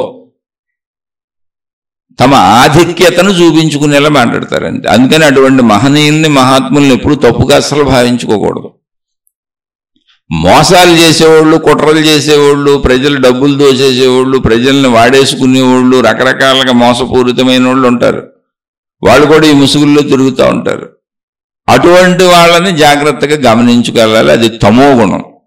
మోసం ఎక్కడుందో అది తమోగుణం అండి. నాకు తెలియకపోయినా తెలుసు అని చెబుతాను, నాకు భూత భవిష్యత్ వర్తమానగానాలు అన్నీ తెలుసు, రండి నా దగ్గరికి రండి, మీ జాతకాలు మార్చేస్తాను, మీ స్థితి గతులు మార్చేస్తాను, నా ఆశీర్వాద ప్రభావంతో, నా సిద్ధత్వంతో నాలోంచి శక్తిని మీకు ప్రసారాలు చేసేస్తాను. ఇలా రకరకాల వాళ్ళు ఉన్నారు పాపం. వాళ్ళంతా ఏదో పాపం డబ్బుల కోసం, కీర్తి కోసం ఈ తమోరజో గుణాల కలయికల్లో పాపం ఇష్టారాజ్యంగా పోతున్నారు. వాళ్ళు అన్నీ చెబుతారు, దేవుడికి మేము మందు నైవేద్యంగా పెడతాం, మాంసం నైవేద్యంగా పెడతాం. అంటే మాంసం తినడం తప్పని నేను చెప్పట్లా. భగవంతుడి దగ్గర కూడా ఇలాంటి చిత్ర విచిత్రాలు చెబుతారు. భగవంతుడిని కూడా రకరకాలు చేస్తారు. అక్కడే క్షుద్రత్వము అని పేరు వచ్చింది, వామాచారము, ఇటువంటి రకరకాల పేర్లు వచ్చినాయి. నేను ఏది తప్పంటల విశ్లేషణ చెబుతున్న తమో రజో సత్వగుణముల కలయికల చేత ఇటువంటి వాళ్ళు వస్తూ ఉంటారు. మీరు ఎటు వెళ్తున్నారో చూసుకోండి. వెళ్ళే వాళ్ళు కూడా మనకెందుకు, మనం ఎటు వెళ్తున్నామో చూసుకోవటమే, మన గుణమార్పు మనం చేసుకోవటమే. అలా మనలో గుణమార్పు జరగాలి అంటే ఇప్పుడున్న గుణాల ప్రకారం మనం ప్రవర్తిస్తూ ఉంటాం. గుణమార్పు జరగాలి అంటే మన ప్రవర్తనని మార్చుకుంటే గుణం మారిపోద్ది. మనం ఏమి లేదు, జస్ట్ సింపుల్ అందరినీ అంగీకరించటం, అన్నిటినీ అంగీకరించటం, ఏదైనా మన ఎదురుగా పొరపాట్లు జరిగితే వాళ్ళని క్షమించటం, పోన్లే మనిషి అన్నాక తప్పులు చేస్తారనే చిన్న తత్వాన్ని ఏర్పరచుకుంటే చాలు, పెద్ద సత్యంలోకి, సాత్వికతలోకి వెళ్ళిపోతాం. ఇంతే ఇంతే చాలు. క్షమాగుణం, మంచితనం, నువ్వన్నీ మంచిగా జీవించు, ఒకవేళ నీకెవరైనా పొరపాటు చేస్తే క్షమించు. ఇది చాలు నిన్ను సాత్వికతలోకి తీసుకెళ్ళిపోయి అత్యున్నతమైన జ్ఞాన శిఖరాల మీద కూర్చోబెడుతుంది. అంతే. అది మన అభివృద్ధి చేసుకోగలమా లేదా అని మన చేతిలో ఉంది. దానికోసమే ఈ శీర్షికలన్నీ చెప్పుకుంటున్నాం. అనేక మంది మహాత్ముల చరిత్రలు ఉదాహరణగా చెప్పుకుంటున్నాం. మోసపూరితమైనటువంటి గురువులు, మహాత్ములు ఉన్నారు అంటే ఆ మోసపూరితమైన వాళ్ళు అందులో దూరిపోయారు. మహాత్ముల పేరుతో, గురువుల పేరుతో, మాతాజీల పేరుతో అని ఎందుకు చెబుతున్నామంటే, మోసపూరితమైన వాళ్ళు ఎప్పుడూ నీకు తమో రజోగుణ ఆధిక్యమైన విషయాలని చెబుతారు. వాళ్ళ వల్ల పడకూడదు. నువ్వు అవి నమ్మేవంటే నువ్వు కూడా అలా అయిపోతావు. మందే కరెక్ట్ అంటారు, విభేదాలు సృష్టించమంటారు, విరోధాలు సృష్టించమంటారు, రోడ్ల మీద పోయి తిరగండి, ఆ మతంలో ఉండి ఏ మతంలో ఉండి మన మతంలోకి వేసుకొచ్చేయమంటారు, మన మతంలోకి తీసుకురావడానికి మాయలు మహిమలు అద్భుతాలు అన్ని సృష్టించి చెప్పండి అంటారు, అబద్ధాలు చెప్పమంటారు, నేను ప్రోత్సహిస్తారు. అబద్ధాలు చెప్పడం తప్పుగా, దేవుడి కోసం అబద్ధం చెప్పామంటారు. అలా చెప్పి గ్రంథాలు కూడా రాసేసుకున్నారు. దేవుడి కోసం దేవుళ్ళలోకి తేవడానికి, నువ్వు నిజమైన దేవుళ్ళలోకి అందరినీ తీసుకురావడానికి నువ్వు అబద్ధాలు చెప్పడం తప్పు కాదు, మోసాలు చెప్పడం తప్పు కాదు, అసలు చంపడం కూడా తప్పు కాదని రాసేసుకున్నారు కొన్ని చోట్ల. ఆ చంపడానికి అనేక రకాల అది పవిత్రత అని పేరు పెట్టుకున్నారు. ఇతరులకు హాని చేయడం తప్పు కాదన్నారు, అబద్ధం చెప్పడం తప్పు కాదన్నారు. ఎందుకంటే మన మతంలోకి, మన దేవుళ్ళలోకి లాక్కురావడం. ఇలా ప్రేరేపించేటువంటి లౌక్యపు మత పెద్దలు, లౌక్యపు గురువులు ఉంటారు. వీళ్ళందరూ తమో రజో గుణాలకు సంబంధించిన వాళ్ళు. అటువంటి వాళ్ళ వలల్లో పడ్డారంటే మీరు పోయారే. ఇప్పుడు వలేసి చేపలు పెట్టినోడు ఏం చేస్తాడు? కోసుకు తినేస్తాడు ఏదో ఒక రోజు. అంతే, వాళ్ళు మిమ్మల్ని అలా వాడుకుంటున్నారు. మీరు ఆ వలలో పడ్డ చేపలే, మీ జీవితం నాశనమే. అందుకని అప్పుడప్పుడు అది చెబుతా, అంతే తప్ప తమో రజో గుణాలు చెడుని చెప్పుకొని చెడుని పెంచుకోవాలని కాదు. మనం అందులో పడకూడదు. మనం సాత్వికతలో సత్యం వైపు వెళ్ళిపోవాలి. సత్యం వైపు సాత్వికతలో వెళ్ళడానికి ఒకటే సమత. అందరూ నాలాంటి వాళ్లే మనుషులుగా అయితే. దేవుళ్ళ మతాలుగా అయితే నేను ఎందులో పోతున్నానో అందులో వాళ్ళు పోతున్నారు. అందరూ అన్నీ నాలాంటివే, నా మతం లాంటివే, నా దేవుళ్ళు లాంటివే, నా మార్గం లాంటివే. ఎవరిది నచ్చిందంటే వాళ్ళు పోతున్నారు, తప్పే ఉంది. ఇంకా అందరినీ అర్థం చేసుకుంటాను, అందరితో మంచుకుంటాను, ఎవరైనా నాకు చెడు చేస్తే క్షమిస్తాను, అయిపోయింది. నేను సత్వగుణంలో అత్యున్నత స్థాయికి వెళ్ళిపోతాను, జ్ఞానం అద్భుతంగా అర్థమవుద్ది, సాత్వికత పెరిగిపోద్ది, నేను చక్కగా సత్యములో స్థిరపడిపోతూ ఉంటాను. అందుకు మనం చెప్పుకునే ఆధ్యాత్మికత. ఇందులో వెళ్ళిపోయి మోసపూరితమైన వాళ్ళ చేతిలో చిక్కుకుపోయి తమో రజో గుణాలు పెంచుకోకుండా ఉండాలని అప్పుడప్పుడు అటువంటి వాళ్ళు ఉన్నారని కూడా మనం చెడుని చెప్పుకోవాల్సి వస్తుంది, చెడులోకి వెళ్లకుండా ఉండటానికి. అంతే తప్ప చెడుతో మనకేం పని లేదు. ఆలోచించి చూడండి. మళ్ళీ మళ్ళీ మళ్ళీ చెబుతున్నాను, గుణప్రభావం చేత మనం తప్పులు చేయటం లేదు, గుణప్రభావం చేత మనం ఇలా ప్రవర్తించటం లేదు. మనం ప్రవర్తించటం వలన గుణాలు పెరుగుతున్నాయి. బేసిక్గా మనం పుట్టినప్పుడు మనకి ఏ గుణం లేదు. ఇప్పుడు ఎన్ని గుణాలు పెరిగినా గుణమార్పే ఆధ్యాత్మికత, గుణమార్పే భక్తి, గుణమార్పే గురువు, గుణమార్పే మార్గము, గుణమార్పే జ్ఞానము, గుణమార్పే గ్రంథము. ఏదైనా గుణమార్పు కోసమే. గుణమార్పు ఎలా వస్తుంది అంటే, నువ్వు ఇప్పుడు నీ ప్రవర్తన మార్చుకుంటే గుణమార్పు వచ్చేస్తుంది, ఆటోమేటిక్గా సత్వగుణంలోకి వెళ్ళిపోవచ్చు. కాబట్టి ఇప్పుడు సత్వగుణంలోకి వెళ్ళడానికి మనం ప్రయత్నించుకుందాం, అలా సాగుదాం.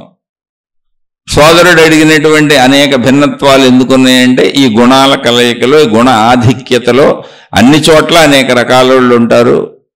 800 కోట్ల మంది ఉన్నటువంటి లోకం ఇది ఇప్పుడు ప్రస్తుతం. మనుషులు అలా ఎప్పుడు ఇలాగే ఉంటారు, కోట్ల మంది. చచ్చిపోయేవాళ్ళు చచ్చిపోతున్నా, పుట్టేవాళ్ళు పుడతానే ఉంటారు, ఆగదుగా.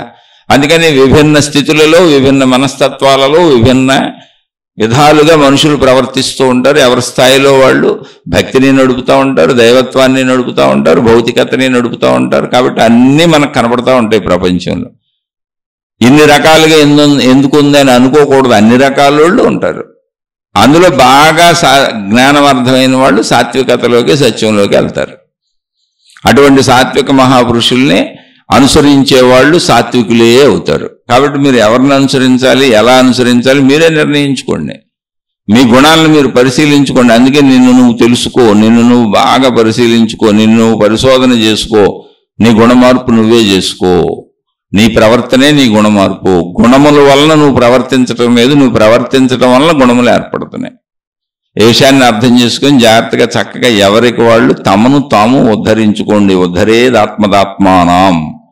నీ స్వీయ ఆత్మ చేత నీ స్వీయ ఆత్మను నువ్వే ఉద్ధరించుకోవాలి అనేటువంటి బోధ అనాదిగా మనుషులకు అందించబడుతూనే ఉంది. ఈ మాటలు చెప్పింది సామాన్యులు కాదు, ఆత్మస్వరూపులైనటువంటి, భగవత్ స్వరూపులైనటువంటి, ప్రపంచానికి ఆరాధ్యులైనటువంటి మహనీయులు, మహాత్ములు చెప్పింది. ఉద్ధరేదాత్మదాత్మానం. నిన్ను నువ్వే ఉద్ధరించుకోవాలి. నీ స్వీయ ఆత్మ చేత నీ స్వీయ ఆత్మను నువ్వే ఉద్ధరించుకోవాలి. అంటే నిన్ను నువ్వే ఉద్ధరించుకోవాలి. ఉద్ధరించుకోవాలంటే ఏంటి? నిన్ను పరిశీలించుకోవాలి. ఉద్ధరించుకోవడానికి ఏముంటుంది అక్కడ? మంచిలో ఉండడమే, మంచిగా ఉండటమే, హాయిగా బతకడమే, సంతోషంగా బతకడమే. దుఃఖం లేని జీవితమే ఉద్ధరించుకోవటం అంటే. మోక్షం అంటే ఏ బంధము? దుఃఖము లేని జీవితం. హాయి బంధం ఎందుకు అవుద్ది? సుఖం బంధం ఎందుకు అవుద్ది? సంతోషం బంధం ఎందుకు అవుద్ది? ఆనందం బంధం ఎందుకు అవుద్ది? ఆనందో బ్రహ్మ అని కూడా చెప్పారు. బంధం ఏది? దుఃఖం బంధం, విచారం బంధం, అశాంతి బంధం. అందుకని చెడు పనులు చేస్తే ఇవన్నీ వస్తాయి, చెడు ఆలోచనలు చేస్తే ఇవన్నీ వస్తాయి. మంచిగా జీవిస్తే హాయిగా వెళ్ళిపోద్ది జీవితం. మిమ్మల్ని ఏం పెళ్ళిళ్ళు చేసుకోవద్దని లేదు, పిల్లల్ని కానొద్దని లేదు, చదువుకోవద్దని లేదు, వృత్తి వ్యాపార ఉద్యోగాలు చేయొద్దని లేదు, ధన సంపాదన చేసుకోవద్దని లేదు, సుఖపడొద్దని అసలు ఎవరూ చెప్పలేదు. ధర్మంగా సుఖపడండి, మంచిగా సుఖపడండి, ఎంత కుదిరితే అంత సుఖపడండి. 100 సంవత్సరాలు చక్కగా సుఖపడమని మీకు ఇంద్రియాల శరీరం ఇవ్వబడింది. స్త్రీ పురుషులు వేరుగా సృష్టించబడింది. హాయిగా సుఖపడి కుటుంబ వ్యవస్థను ఏర్పరచుకోండి, కానీ మంచిగా హాయిగా వెళ్ళిపోండి. బంధం లేని మోక్ష జీవితం అంటే ఏంటి? దుఃఖం లేదు, విచారం లేదు, భయం లేదు, బాధ లేదు. అది ఎప్పుడు జ్ఞానం తెలిస్తే, సత్యం తెలిస్తే, మంచిగా జీవిస్తే అవన్నీ ఉండవు. అలా జీవించే ప్రయత్నం చేద్దాం, మనం ఆ మార్గంలో నడుపుకుందాం. అందుకే ఈ ఆధ్యాత్మిక ప్రచురణలు, ఈ శీర్షికలు. నేను చెప్పింది అర్థమయ్యి ఈ మార్గంలో మాకు కొంచెం అర్థమవుతుంది, ముందుకు సాగుతున్నాం, హాయిగా బ్రతుకుతున్నాం, కొంచెం మనశ్శాంతిగా ఉందకి వస్తే హాయిగా నిద్రపోతున్నాం, కొంచెం గుణమార్పు కలుగుతుంది. కొంచెం చాలు, ఎక్కువ గుణమార్పు కాదు. హఠాత్తుగా మీరేం మారిపోక్కర్లేదు. ఎందుకో తెలిసే మీకు చెబుతున్న నేనే మారలా. నాలో గుణాలన్నీ అలాగే ఉన్నాయి, నాకెందుకు తెలియదు. కానీ కించిత్ కొంచెం కొంచెం నాకు కూడా మార్పులు వస్తున్నాయి. గుణమార్పు జరుగుతుంది, హఠాత్తుగా రాదు. 100 సంవత్సరాల జీవితకాలం ఇవ్వబడింది మనకి. అది కొద్ది కొద్దిగానే మారుతుంది. మన శరీర ఎదుగుదల మనకి తెలియకుండా కొద్ది కొద్దిగా ఎలా ఎదుగుతుందో, ఎంత ఎదిగిందో తెలియదు మనకి. అలాగే ఒక చెట్టు మన ఇంట్లో పెడితే ఎంత ఎదిగిందో, ఎప్పుడు ఎదిగిందో తెలియదు, కానీ ఎదిగినట్టు తెలుస్తుంది. ఎదుగుదల గమనించలేం, కంటికి కనపడదు అది. అలా మనలో గుణమార్పు కూడా కొద్ది కొద్దిగా జరుగుతూ ఉంటుంది. ఆటోమేటిక్గా జరిగిపోద్ది, మనకు అది తెలియదు, కానీ అర్థమవుతూ ఉంటుంది. మన ప్రవర్తనలో మార్పులు వస్తాయి, మన ఆలోచనలో మార్పులు వస్తాయి. అలా కొద్దిగా జరుగుతుంది. అలా జరుపుకుంటూ గుణమార్పు జరుగుతున్న వాళ్ళు వింటూ, మేము మాలో గుణమార్పు జరుగుతుంది, మాకు అర్థమవుతుంది అన్నవాళ్ళు ఈ శీర్షికలు విని మీ జీవితాలకు ఉపయోగించుకొని గుణమార్పు చేసుకోండి. అర్థం కాని వాళ్ళు, మీకు అర్థం కాలేదంటే ఒకటే గుర్తు, ఇది మీ మార్గం కాదు. అర్థం కాకుండా ఒకవేళ నేను తప్పు చెబుతున్నాను అనిపించిన వాళ్ళు, అస్సలు ఇది మీ మార్గం కాదు. ఎందుకంటే నేను తప్పు కూడా చెప్పవచ్చు. ఎందుకంటే నేను తమో సత్వ రజోగుణాలతో కలయికలతో ఉన్న మామూలు సామాన్య మనిషిని. నేను అసలు హయ్యెస్ట్ సత్యం చెప్పేస్తానని నేను ఎలా చెబుతాను? అసలు సత్యం నాకు అనుభవమే కాలేదు. అనేక మంది మహాత్ములు ఎప్పటి నుంచో అందించినటువంటి జ్ఞాన గ్రంథాలు, వాళ్ళ బోధలు చదువుకొని విని, అందులో నా మందబుద్ధితో, నా అల్పబుద్ధితో నేనేదో గ్రహించిన కొద్ది విషయాలను మీతో పంచుకుంటున్నాను. కాబట్టి నేను తప్పు చెప్పాను, అసత్యం చెప్పానని మీకు అనిపిస్తే అది మీకు నిజమే తప్పకుండా. అందుకని అసలు మీరు వినకండి. మీ మార్గాలలో మీరు, మీకు తెలిసిన సత్య మార్గాలలో మీరు హాయిగా సాగిపోండి. ఇక్కడ ఎవరిని విమర్శించుకునేది ఏమీ లేదు. లోకో భిన్న రుచి, ఇది సృష్టి సత్యం. విభిన్నత సృష్టి ధర్మం. విభిన్నత అనేదే సృష్టి ధర్మం. సృష్టి ఇలాగే నడుస్తుంది. ఇందులో ఏకత్వాన్ని అర్థం చేసుకుంటాం మనం. మృత్యోర్మ అమృతంగమయ అనే స్థితి. అలా సాగే ప్రయాణంలో మనం భిన్నత్వంలోంచే కదా వెళ్తాం. భిన్నత్వం అప్పుడు విభేదంగానే ఉంటుంది, విరోధంగానే ఉంటుంది. కానీ విరోధాలు కక్షలో కార్పణ్యాలు తిట్టుకుంటాలాగా ఉండకూడదు. విరోధం అయితే నీకు అర్థం కాలేదు, నీకు నచ్చలేదు, ఓకే, నీకు నచ్చిన వైపు వెళ్ళిపో. నన్ను తిడితే నీకేం వస్తుంది, నిన్ను తిడితే నాకేం వస్తుంది. అర్థం చేసుకుంటూ వెళ్ళిపోతాం. అలా సాత్వికతను పెంచుకుందాం. శుభమస్తు. మీకు, మీ కుటుంబ సభ్యులకు మేలు చేకూరుగాక. మరొక కొత్త శీర్షికతో కలుసుకుందాం.